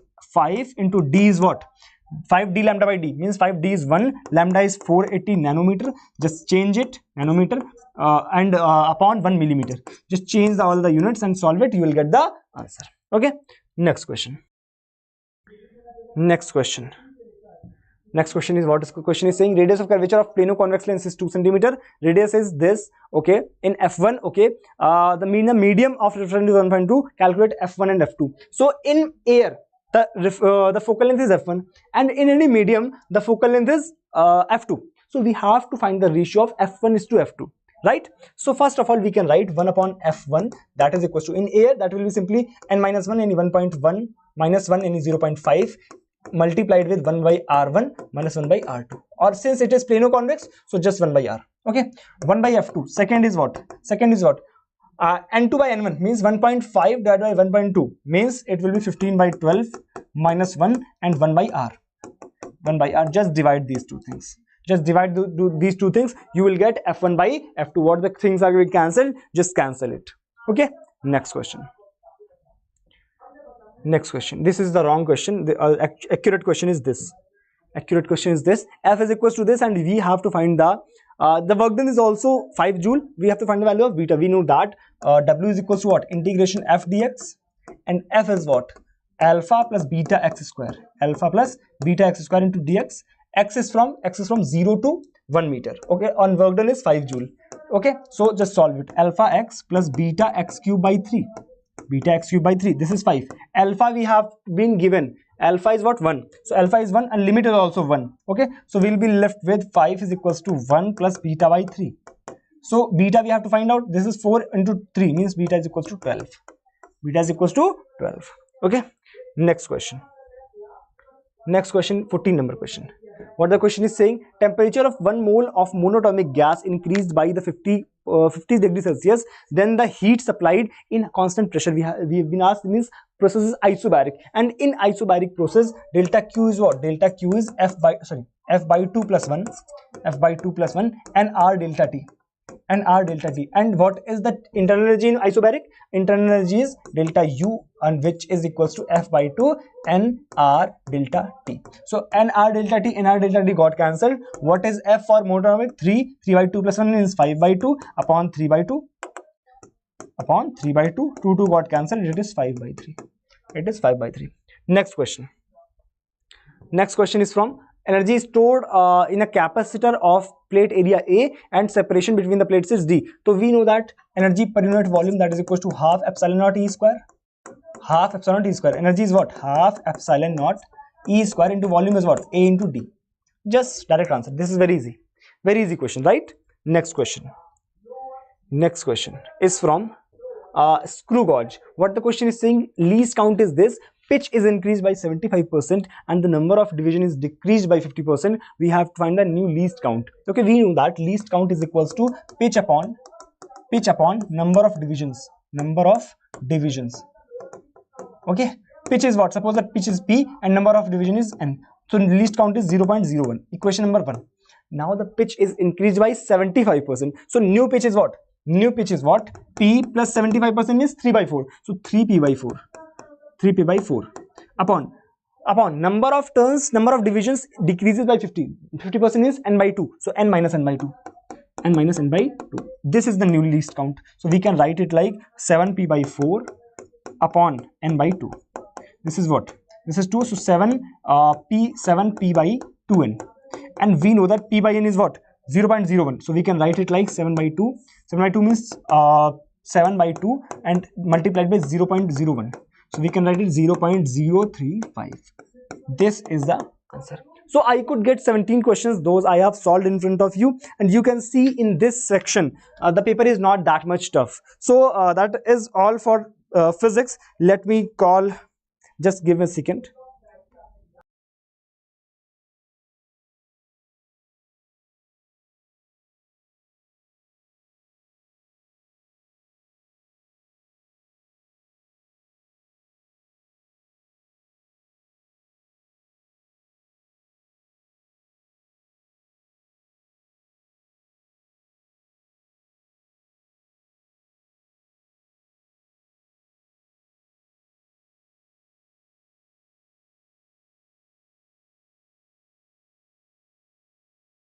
Okay, so if any one of you have given the today's examination, so you can tell me what was the level of the paper and how was the your experience in this JEE Main examination. If you have given it first time, if you are in the 12th or you are giving it for the first time, you can tell your experience also, because I have solved for physics and mathematics sir is coming in a minute. So till then I can talk to you and I can just take the feedback from you. So is there any issues in the paper? What was the level according to you? You can tell those all the things, right?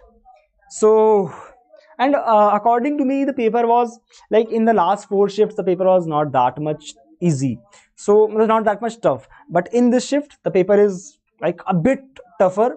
So I should say you, if you are going to appear in the later shifts also, in the evening shift or in the 28 29, so that is fine for you. You can see the level of the physics. Okay, So that is it from my side, and give us a moment so that we can start from the mathematics also. We can start for the mathematics, and then we will just close for the physics. These were all the questions I could get for you, and you can see the level also. You can see the level. Okay, you can see the level of the physics. Not that much easy, not that much tough in this particular shift. So that is it.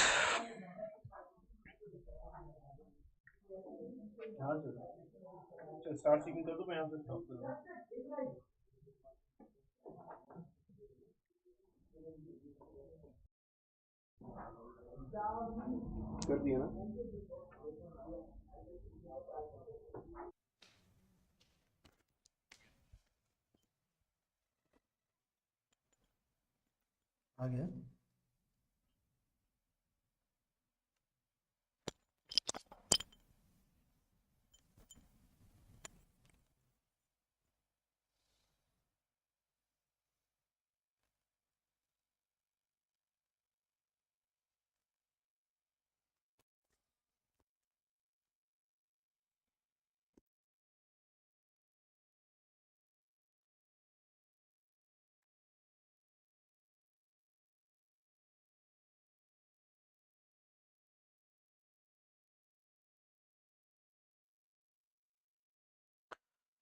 Okay, hello, hi everyone. I hope exam was good. Whoever has given the exam on 24th, I hope exam went well. Some students are watching. Great. So we have some questions from maths also. I'm sure that you must have gone through or have had a look at the questions from chemistry at least. Physics also must be coming, or maybe physics was also there. Actually, all three of us are in different cities right now, so that has been a little bit difficult to manage, but still. So maths, today's maths, if we talk about it, so yes, on a bit more difficult side, but comparatively it's easy only. Math is not up to the expectations. 3-4 questions are somewhat which are a bit tricky, where you have to put your brains, and the answer can be wrong there. Remaining direct questions, there are many direct questions, many repeated questions are there. The questions which came yesterday or day before yesterday, those questions also have appeared in today's shift. We'll see from maths. So there are some questions. Come on, let's have a look at the questions. Find the number of 3-digit natural numbers. Find the number of 3-digit natural number divisible by 2 and 3, but not by 4 and 9. 4 and 9 they are using, 2 and 3 they are using, right? So we have to take care of the word and, right? On or they are not using 2 or 3. If it was, then it will be a very big calculation, but they are using and. So numbers which are divisible by 2 as well as 3, that means 2 and 3 both, right? These will be the numbers which are divisible by 6. Can I say that? These will be the numbers which are divisible by 6, and these will be the numbers which are divisible by 36. Yes or no? These will be the numbers which are divisible by 36. So all the numbers which are divisible by 6 will be, all the numbers which will be divisible by 6. So in the question might confuse you that it is very calculative or something. Basically what we have to do, total numbers, total 3-digit numbers which are divisible by 6 minus the 3-digit numbers which are divisible by 36. So basically we have to just do 3-digit numbers divisible by 6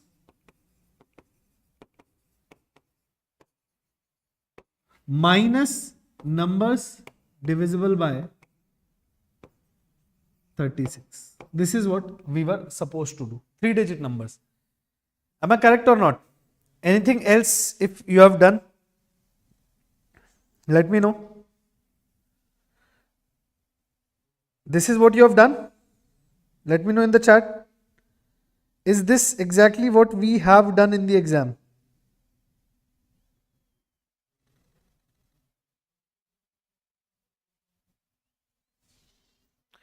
total numbers, total 3-digit numbers which are divisible by 6 minus the numbers which are divisible by 36.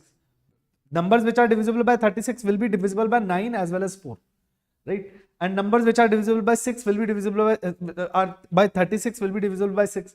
So these will include all the numbers which are divisible by 6 minus the numbers which are divisible by 36, because these numbers will be divisible by 9 and 4. Now how to find them? Now 3-digit numbers divisible by 6, from 100 3-digit numbers will start until 999 numbers will be there, right? So we should not go for the AP over here to find the numbers. First number we are finding, and likewise we are finding. So how many total numbers are there? Total there will be how many numbers? 900 numbers are going to be there, right? Totally 900 numbers are going to be there between 100 and 999, right? Total 900 numbers will be there. So 3-digit numbers which are divisible by 6 will be 900 divided by 6, and 3-digit numbers which are divisible by 36 will be nothing but 900 divided by 36. This will be our answer. This exactly should be our answer. All the numbers, 900 number, how many numbers will be there which are divisible by 6? 900 divided by 6, and by 36, 900 divided by 36, because there will be total 900 numbers over here. From 100 to 999. Okay. This will be our answer. We can even calculate this 5400 minus 900.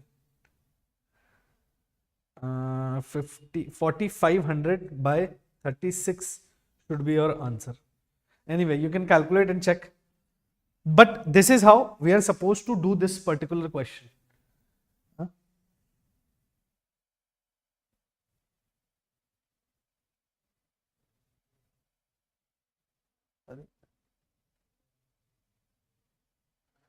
Has the stream ended or something? Something wrong? Let me check.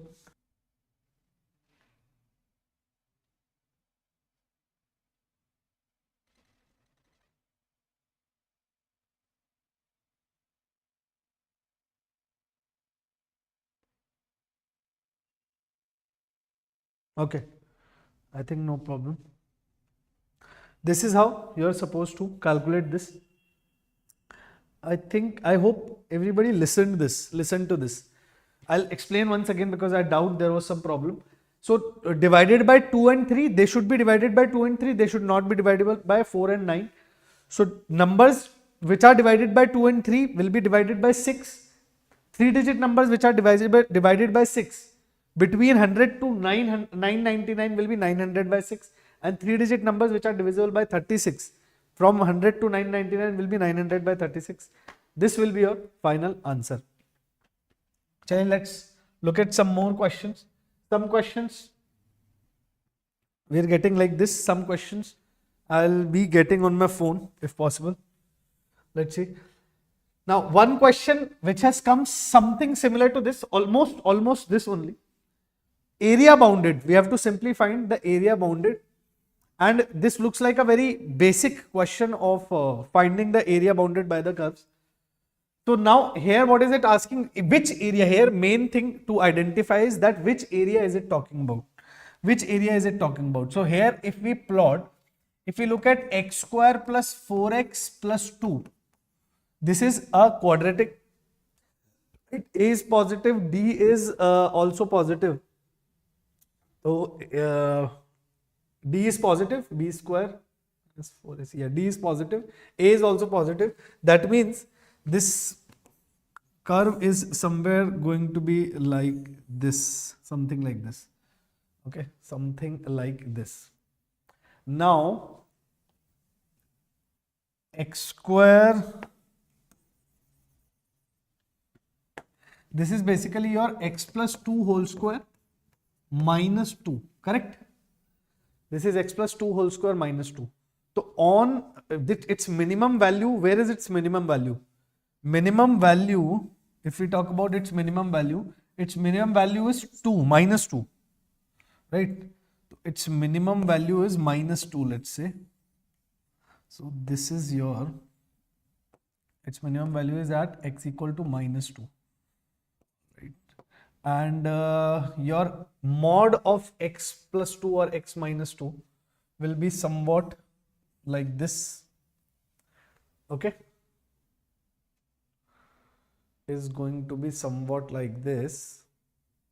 So they are asking you area below this and above this. This is going to be your y equal to 2.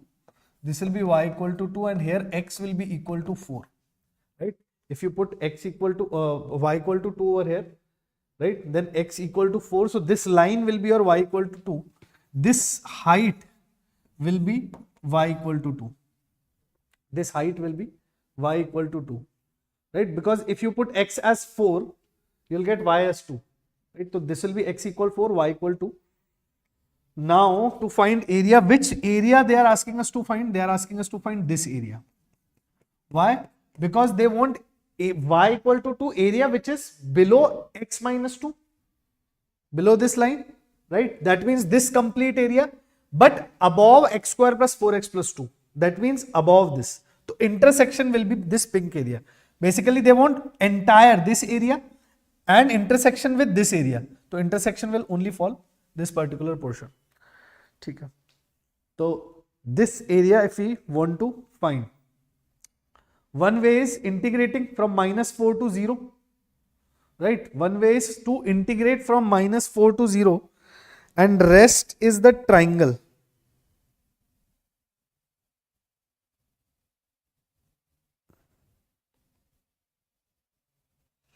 Right? Rest is the triangle.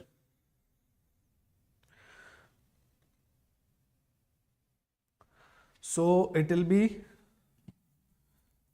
integration from -4 to 0 of 2 minus x square plus 4x plus 2, right? And plus half into base is 4 and height is 2. So this should be your answer for the area bounded by this particular curve. This is how you can solve it.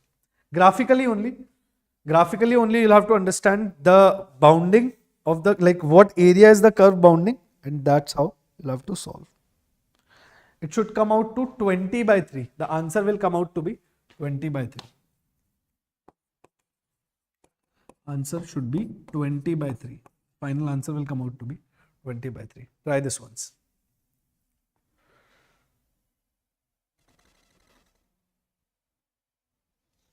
And there is a plus over here. Yeah, I also took plus only.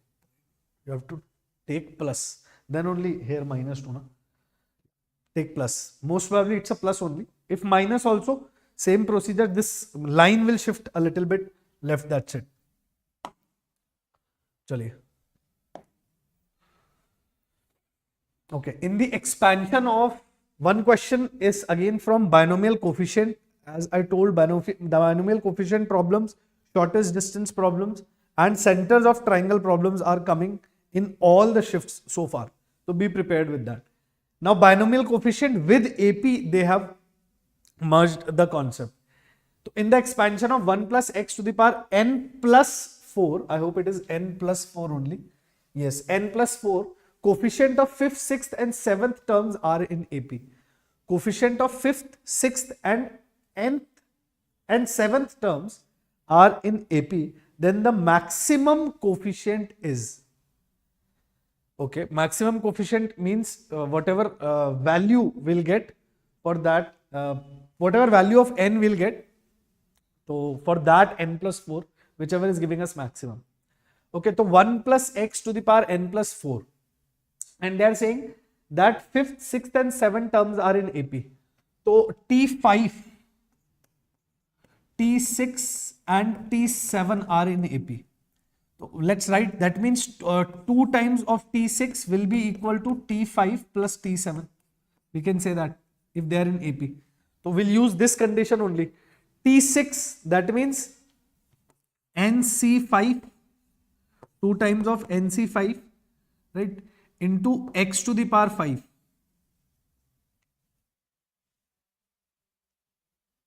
है ना, n plus 4 C5, n plus 4 C5 into x to the power 5 equal to n plus 4 C4 into x to the power 4 plus n plus 4 C6 into x to the power 6.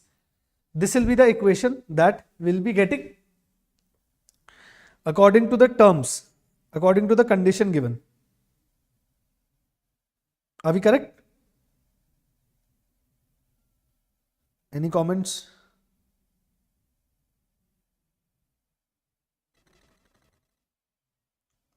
Chaliye, no problem. If in the expansion of coefficient only, coefficients only are in AP, then the question is even simpler. Then we just need to solve this.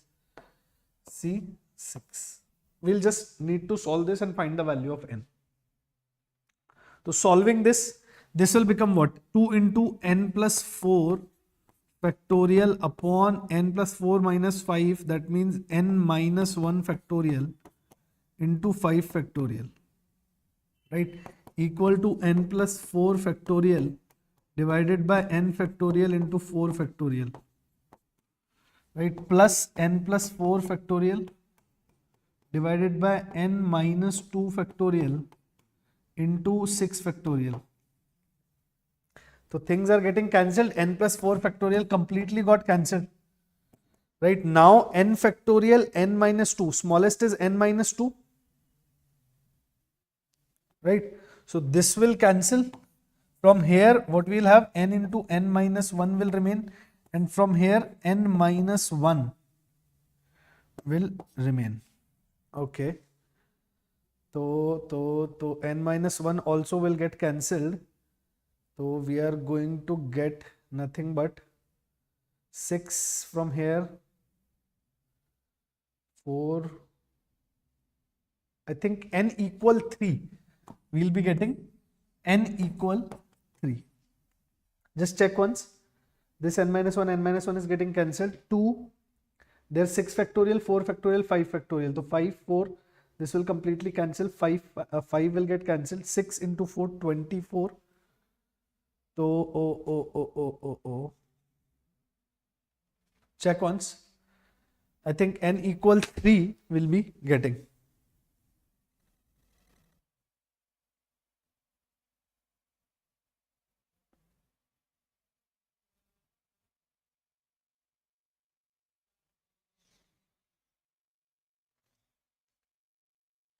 Right, we'll get n equals 3 from here.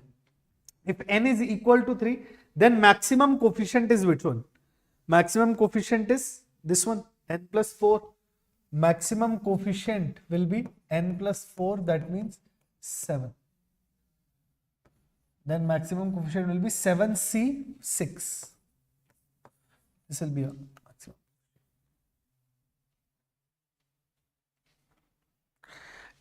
If they have asked exactly the same thing, then our answer is correct. Almost similar thing they have asked.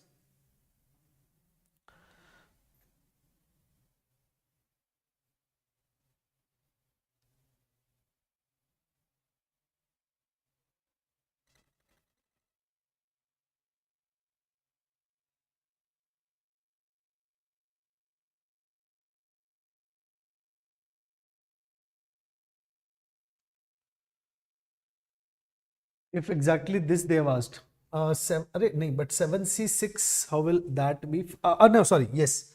Maximum coefficient they are asking, no. So 7C6, 7C4 and 7C5, 3 coefficients we got. Right, 7C3, NCN minus R, 7C3 or 7C4 will be the maximum coefficient. Right, maximum coefficient will be 7C3 or 7C4. Both are same only. 7C3 or 734, both are same only. This will be your maximum coefficient. Maximum coefficient also you'll have to find like this. Okay. So 7C4 should be your answer. 7C4 means 7 into 6 into 5 divided by, that's it, 3 factorial into 4 factorial. 3 into 2, 35 should be your answer for this question. If exactly this they have asked, 35 will be the highest or maximum coefficient in this case. Again, infinite solution, delta equal to 0. Again, one more question has come for infinite solution. Just make delta equal to 0. Right? Repeatedly, this is the 5th time where infinite solution or no solution question has come for system of linear equations in 3D. Say easiest, most easy of the questions, most direct of the questions which they can ask is infinite solution or no solution. Just put delta equal to 0. Determinant equal to 0. 2 minus 1, 2, 4, 47, 3, 100 minus 2 lambda mu. You will get directly this thing, right? Because mu is there and 2 lambda is there. So directly this relation you will get in this case. All shifts, this question has been there. So guys, you know what to do. Right? Now you know what to do. Vector also very repeated or very predictable type of question so far we are seeing. But yes, something or the other they are changing. Right? So let's see what have they given here. If A is a vector, I cap 2, J cap 3, K cap, something like this, and B is a vector, and C is coplanar with A and B. C is coplanar with A and B. Also, A dot C is equal to 5 and C is perpendicular to B. So they are giving 3 conditions, and we have studied this in vectors, that if they are giving 3 conditions, best is to assume the given, assume the asked vector and solve it, because they have given too much data to find vector C, right? So if I say let C vector be something, let's say my C vector is, what can I assume, x, y, z, huh? Let C vector be x I cap plus y j cap plus k y z k cap, z k cap. So x y z only I'll need to find. Then A is given to me, A I have, A is what, I cap plus 2 j cap plus 3 k cap. What is B? B is also given to you 3 I cap plus j cap minus k cap. Right? And C is coplanar with A and B. If C is coplanar with A and B, that means C dot A cross B will be equal to 0. Right? C A cross B dot C will be equal to 0.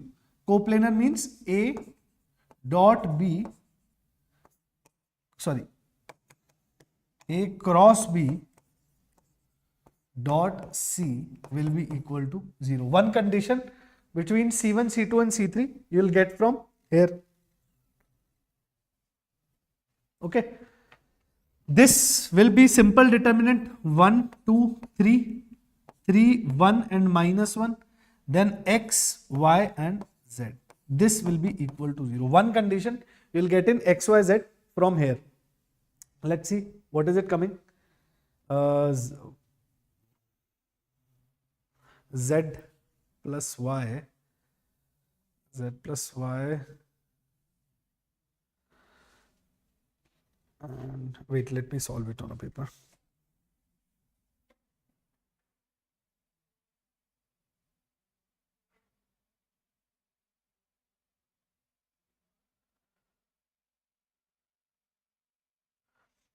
We'll get, from here we'll get x plus z equals 2y. From here we are going to get this. Now what else? A dot C is equal to 5.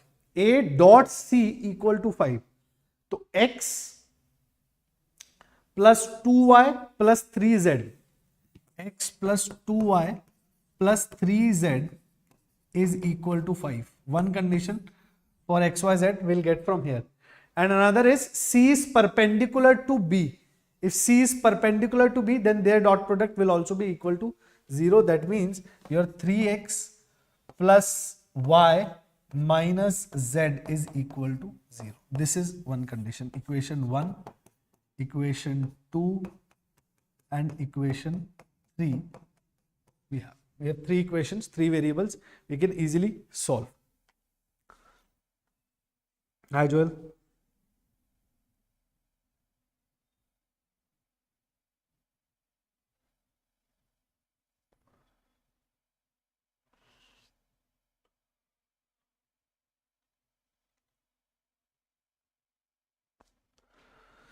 And answers you are getting like this: 1 by 6, y is 2 by 3, I think, and 7 by 6, 2 by 3, and z will be 7 by 6. So mod of c you have to find. Mod of c, find mod of c. This mod of c will be nothing but 1 by 36 plus 49 by 36 plus 4 by 9. So this will be 50 plus 16, 66 by 36. I think, yeah, this will be your answer. Square root of 66 by 36. And now 49, nahi, wait, 50 plus 16, 66 by 36, yes. This will be root of 66 by 6. Something like this. If there were options. So vector also you guys are seeing, very straightforward questions are being asked. Right? Very straight. This is NCERT also, if you have solved, no, then also you can solve this. Straightforward things are given, that this is coplanar, this is perpendicular, conditions are there, assume vector C and then solve your question. Chaliye, let's move ahead. Some more questions do we have? Repeated question once again. Yes, this is exactly repeated. We have seen this thrice, I think twice or thrice. Check this question out. Twice or thrice at least we have seen this question. Right? And direct formula based. How many times we have adjoints? This will be mod of A times to the power of number of, order of your matrix. Order of matrix is 3, right? So 3 k minus 1, m minus 1, and to the power of the number of times adjoint is there. 1, 2, 3, 4 times adjoint is there. Correct? This is the method. Matrix to the power of, this power is k minus 1, where k is what? What is k? K is the number of, order of your matrix, which is 3. So 3 minus 1. And to the power of, to the power of number of times adjoint is there. So 1, 2, 3 and 4 adjoints are there, to the power of 4. So this will be nothing but more determinant of A to the power of 2 to the power of 4. And there is no bracket, right? Sometimes students make a mistake of putting a bracket over here and then they'll say power of 8. This is 2 to the power 4, so this will be A to the power of 16. Okay. That means 2 to the power of 16. That means 2 to the power of 16.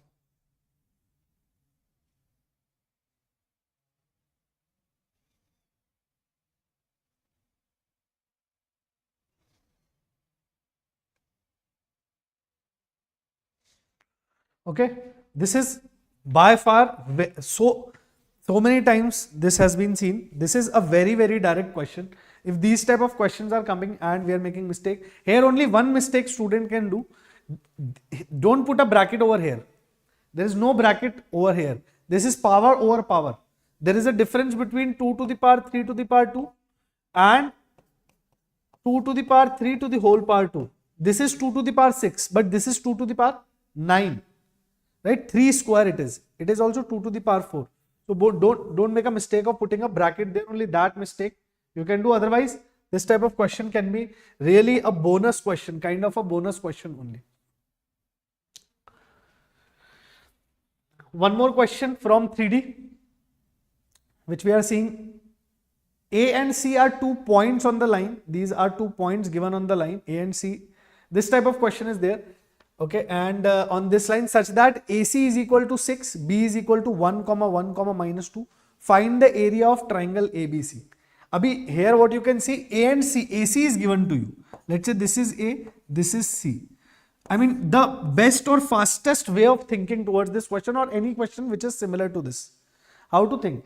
AC is given to you. AC is given to you how much? 6. Right? What are they asking you? They are asking you the triangle's area ABC. Wherever B is. Let's say B is here. So this is going to be a triangle ABC. So what will be the area? Half into base, that is 6, into altitude, whatever is the altitude. Correct? Even if this B is somewhere else. Let's say this B is somewhere else. A and C are here only. No? Let's say this B is over here. Now also area will be what? Half into AC into height. AC can be a base. One of the side can be a base always. Triangle's area will be same in all the cases. Okay, so here you have to use this technique, that area of triangle ABC they are asking you. So AB you already have, AC you already have. You just need to find the height. So height, how will you find? They have given you this line are the 2 points. This line they have given you. This line is what? X minus 6 by 3 equals y minus 7 over 2 and equals z minus 7 over minus 2. Or even if any mistake is there, then also you can easily solve this question. Suppose this is the line. Okay. You are given with this point also. Right? B point is also given to you. 1, 1, minus 2. This point is also given to you. Right? Great. This point is given to you. Can you assume a point on this line? Right? Suppose if I want height. Right? This is what I want. I want height, right? So can I assume a point on this line? Right? This point can be assumed as 3k plus 6, 2k plus 7, 2k minus 2k plus 7. This is how you can assume a point. This is how you can assume a point. Now what will be the direction ratios of this line? What will be the direction ratios of this line? Direction ratios of this line will become 3k plus 6 minus 1, that means 3k plus 5, 2k plus 7 minus 1, that means 2k plus 6, minus 2k plus 7 minus 2, that means minus 2k plus 5. These will be the direction ratios of this perpendicular line. And this perpendicular line and this line are this line, the height and this line, height and the base are perpendicular. So product of this and direction ratios of this will become equal to 0. So that means your 3 into 3k plus 5 plus 2 into 2k plus 6 minus 2 into minus 2k plus 5. This should be equal to 0. Correct? So 9k plus 4k, 13k minus 13k plus 4k. So 17k. Right? 15 plus 12 minus 10. 15 plus 12 minus 10.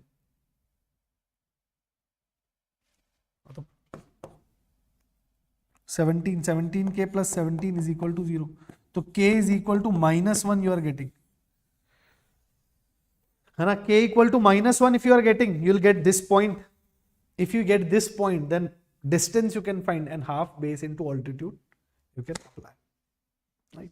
So every 3D question will be different from one another, but yeah, these similar things only you are getting to use in entire mains. In all the questions which we are seeing, this is how you are supposed to do. Assume this point, find the direction ratios of this line, multiply, make it 0, find the value of k. Now this point will become how much? Minus 3 plus 6, so 3, minus 2 plus 7, so 5, and 2 plus 7, 9. Right?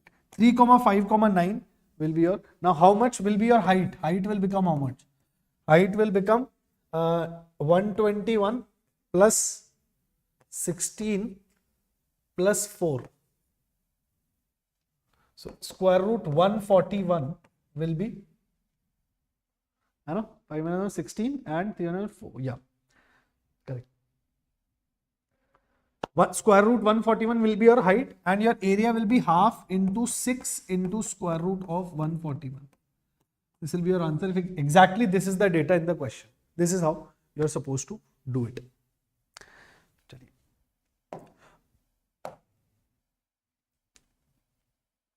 LDE, again repeated thing.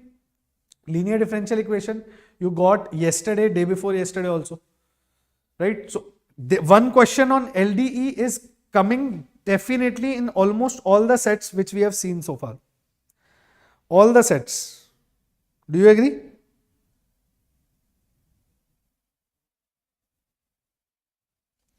Right? This is straight away LDE ka question. LDE also very direct LDE, right? Linear differential in Y, right? So, and that too given in the straight format. So your integrating factor, first of all, you will find integrating factor will be e to the power integration of p dx. That means x by 1 plus x square dx.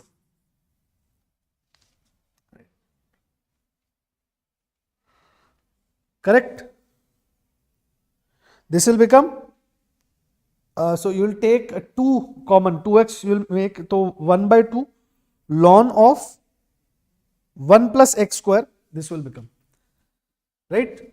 You'll have to multiply with 2 here also and here also, so that this you will take t, and then your integrating factor will become e to the power half ln of 1 plus x square. Right? Directly you are getting your integrating factor. Okay. Now make the equation y into integrating factor. That means y into e to the power half ln of 1 plus x square equal to integration of e to the power half ln of 1 plus x square. Acha, are yaar, why am I doing that much? So e to the power this, no? Integrating factor will become what? Square root of ln of 1 plus x square. Right? Power 1 by 2 will go in the numerator, and this will become like this. Square root of 1 plus x square. Why ln? Square root of 1 plus x square. Square root of 1 plus x square. That's it. This will be your integrating factor. E to the power, no? So here also e. That's why power will go and become root, and ln will go away. So now y into square root of 1 plus x square. Now it will become much easier. Integration of square root of 1 plus x square into q, that means root x upon square root of 1 plus x square dx plus c. This and this will get cancelled. So y will become, directly we are getting, chalo one more step. If we write y into square root of 1 plus x square is equal to integration of root x dx, or x to the power 1 by 2 dx plus c. Now what is given? Y0 is equal to 0. So from here we'll get c.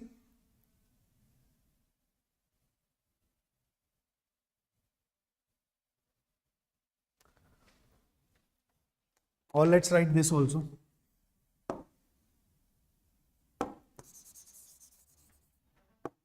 X to the power 3 by 2 upon 3 by 2 plus c.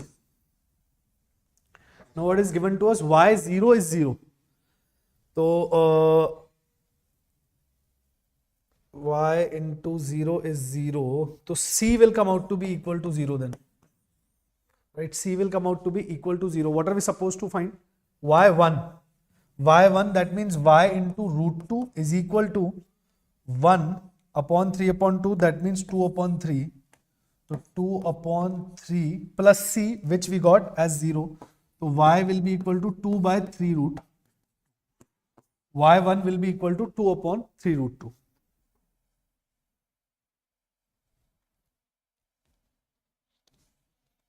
Two upon 3 root 2, or root, this will also become root 2 by 3.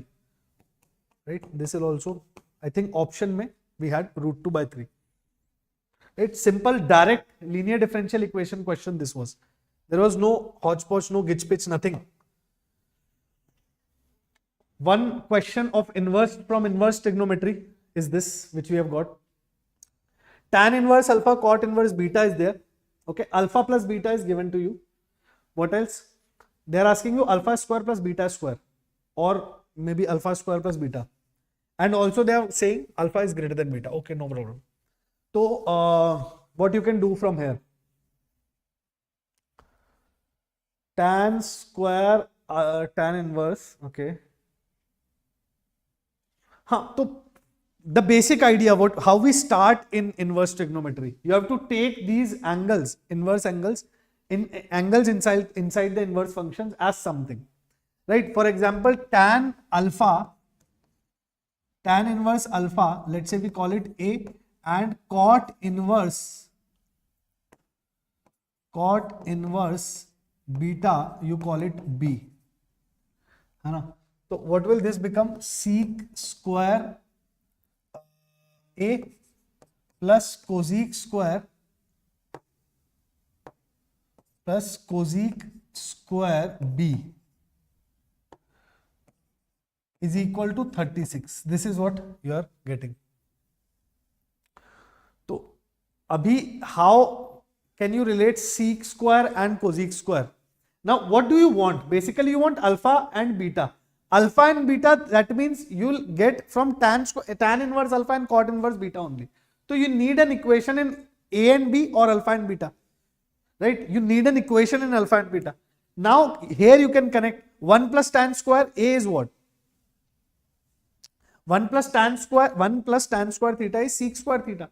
So 1 plus tan square A is sec square A. So here I will write 1 plus tan square A. Tan square A means alpha square. Right? Tan square A means alpha square. Similarly, 1 plus cot square A or cot square A plus 1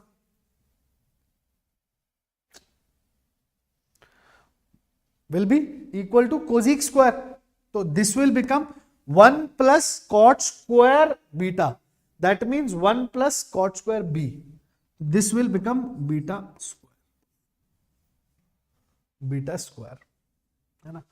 Equal to 36. So my alpha square plus beta square I am getting equal to 35. Right. This is something which I am getting.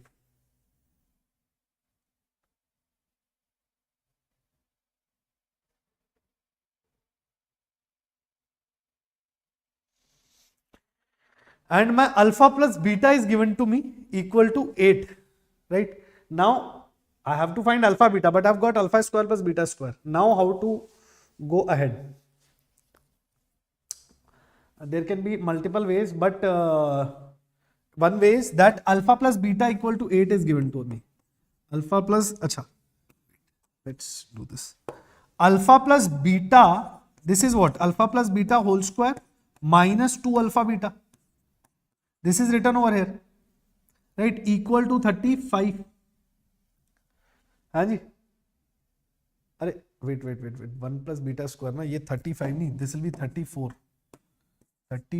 Here also 1 plus ना, here also 1 plus ना, 1 plus beta square, हाँ, तो 2, हाँ 34. This should be 34.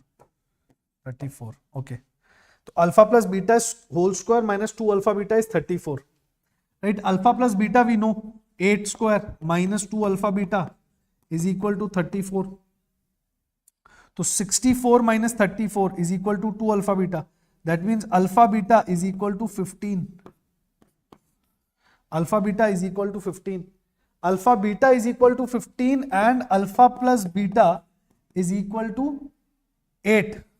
So although we can solve it with quadratic also, but it's quite visible. Alpha is 5 and beta is 3 because it's given also. Alpha is greater than beta. So alpha is 5, beta is 3. We are directly getting alpha 5, beta equal to 3. Alpha square plus beta will be equal to 25 plus 9. That means 30. अरे plus 9 नहीं, plus 3, 28. Alpha square plus beta. So plus 3. 28 will be your answer. Right, after reaching till here, you can simply guess that alpha will be 5, beta will be equal to 3. Very straight away question, very straightforward question. This much, so anybody who has even started inverse trigonometry, they'll know how to solve an inverse trigonometric equation. Right, this much you can do. This much is expected. No more questions? If the images of points 1, 3, 3, 1, 2, 4 in the line are DEF respectively, then the centroid of triangle DEF. If image of 3 points is making a triangle, then these 3 points are also making a triangle. And image of centroid of this triangle will be in the reflected triangle. That's it. This is the concept. Same question came yesterday. Right? Same question, same type of question came yesterday. If the image of points 1, 3, 3, 1, 2, 4 in the line are DEF, then the centroid of triangle DEF. So find the centroid of ABC. ABC centroid. What will be ABC centroid? What will be the centroid of ABC? It will be 1 plus 3 plus 2. So 6 divided by 3, comma 3 plus 1, 4 plus 4, 8 divided by 3. So this is 2, 8 by 3. Right? 2, 8 by 3 is the centroid of triangle ABC. Correct only we have found, right? 3 plus 1, 4, 4 plus 2, 6, 6 divided by 3, 2. Okay. X1 plus X2 plus X3 divided by 3, Y1 plus Y2 plus Y3 divided by 3. This is the centroid of ABC. Now, image of this you find in this line, which is X plus 2Y minus 4 equal. Image of this centroid in this line you should find. Then that will be the image of centroid of ABC will be the centroid of DEF. So 2, 8 by 3 image in this, that means alpha minus 2 divided by 1 is equal to beta minus 8 by 3 divided by 2 is equal to 2 plus 16 by 3 minus 4 into minus 2 times divided by 1 square plus 2 square, that means 5 into minus 2. Right, this will be the image. So how much is this becoming? Minus 2 plus 16 by 3 minus 6 plus 16, that means 10 by 3. Okay, so 10 by 3 into minus 2, minus 20 by 30, minus 20 by 30 minus 2 by 3. This is becoming minus 2 by 3. So alpha minus 2 equal to minus 2 by 3. Alpha will be equal to minus 2 by 3 plus 2. Minus 2 plus 6, 4 by 3. Alpha will be equal to 4 by 3. Right? And your beta will be equal to minus 2 by 3, so minus 4 by 3 plus 8 by 3. Minus 4 by 3 plus 8 by 3, so 4 by 3. Beta will also be equal to 4 by 3. Beta will also be equal to 4 by 3, 4 by 3 will be your centroid as per this calculation. Okay, very straight away direct question. This was centroid. Just remember, don't start finding the individual images. Right? Find the centroid and its image in this line will be your answer. A and B, this good question from probability. One good question which we have so far, I think moderate question at least we can call. A and B throw a pair of die. A wins if he throws a sum of 5 and B wins if he throws a sum of 8. It is given that A has 1. If it is given that A has 1, find the probability that A started the game. Huh? I think ulta. No, I think ulta they must have asked. They must have asked if A has started the game, then find the probability that A has 1. Okay, why would they ask like this? Find the probability that A has started. I think ulta they must have asked, right? This should not be the question. They must have asked if A has started, then find the probability that A has won. That we can think. Ulta also, although both the things means the same result. So basically what they're trying to ask is find the probability that A wins. Now, when will A win? Right? When will A win? A will win when he throws the sum of 5, and B wins if he throws the sum of 8. Whoever throws the sum first, that will win. I think question is a bit incomplete, but I'm trying to comprehend. Whoever throws the sum of 5 or 8 first, if A wins, A throws the sum of 5 on 2 dice, then he will win. If B throws the sum of 5 on 2 dice, sum of 8 on 2 dice, then he will win. Whoever does the job first, that guy will win. Now, suppose, let's say in game 1, this type of question we do also in probability, right? Infinite series, or where GPs are formed, right? So, either probability of A to win, A can win if he wins in the first game. In the first game itself, he throws a sum of 5. So that is one probability. In second game, A does not win, B wins, or B also does not win. In second game, A also, second case is, in first game A didn't win, second game B didn't win, third game A wins. Right? In third game A wins. Now what else can be there? In first game A does not win. In second game B does not win. In third game A does not win. In fourth game B does not win. But in fifth game A wins. A wins. Sum of all these cases will give us the probability, na? Sum of all these cases will give us the probability. Are you getting my point? In first game, either A should win in the first game itself, so he'll be the winner. We want A to be the winner. If not in first game, then second game, not in second game. Other case can be, let's say if in first game he did not win, then in second game B also should not win. Then in third game A should win, then A can be the winner. Same, one more possibility is there. In first game also he didn't win, second game also he didn't win, he win in third game, whereas B was winning in all the 3 games. Are you able to comprehend what I'm trying to say? Please keep replying in the chat box.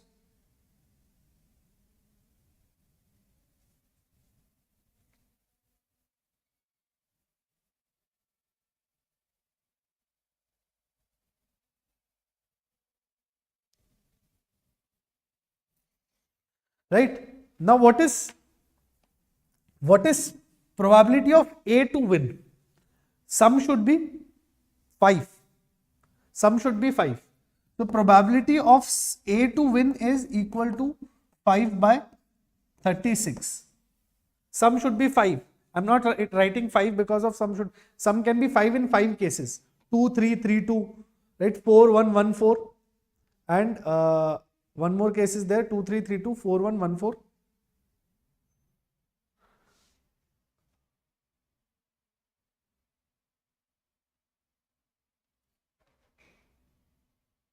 What else? 5 cases are there for the sum to be 5. No, I think 4 cases only. 4, yes, 2, 3, 3, 2, 4 cases only. For the sum to be equal to 8, probability of B to win, sum equal to 8, that means 5, 3, 3, 5, 4, 4,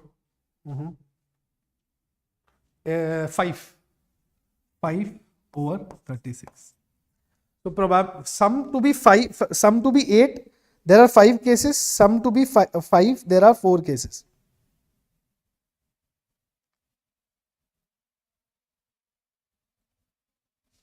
Correct? Now, what do we need? We want this probability for A to win. Now, if you must have also seen this type of question, right? This is infinitely going on. Infinite GP it has formed with, what is the common ratio? Common ratio is P of A into P of B, right? P of A naught into P of B naught, A bar and B bar. P of A bar and P of B bar is the common ratio. Divide this by this, you'll get P of A bar into P of B bar. Divide this by this, you'll get P of A bar into P of B bar. So this is a GP with infinite terms and sum. That means P, sum of all these, that means sum will be given by P of A first term divided by 1 minus common ratio, that means P of A bar into P of. So this will be given by P of A, we have 4 by 36. 4 by 36 divided by 1 minus P of A bar will be 32 by 36. And P of B bar will be how much? 31 by 36. 31 by 36. This will be your answer. This shall be your answer.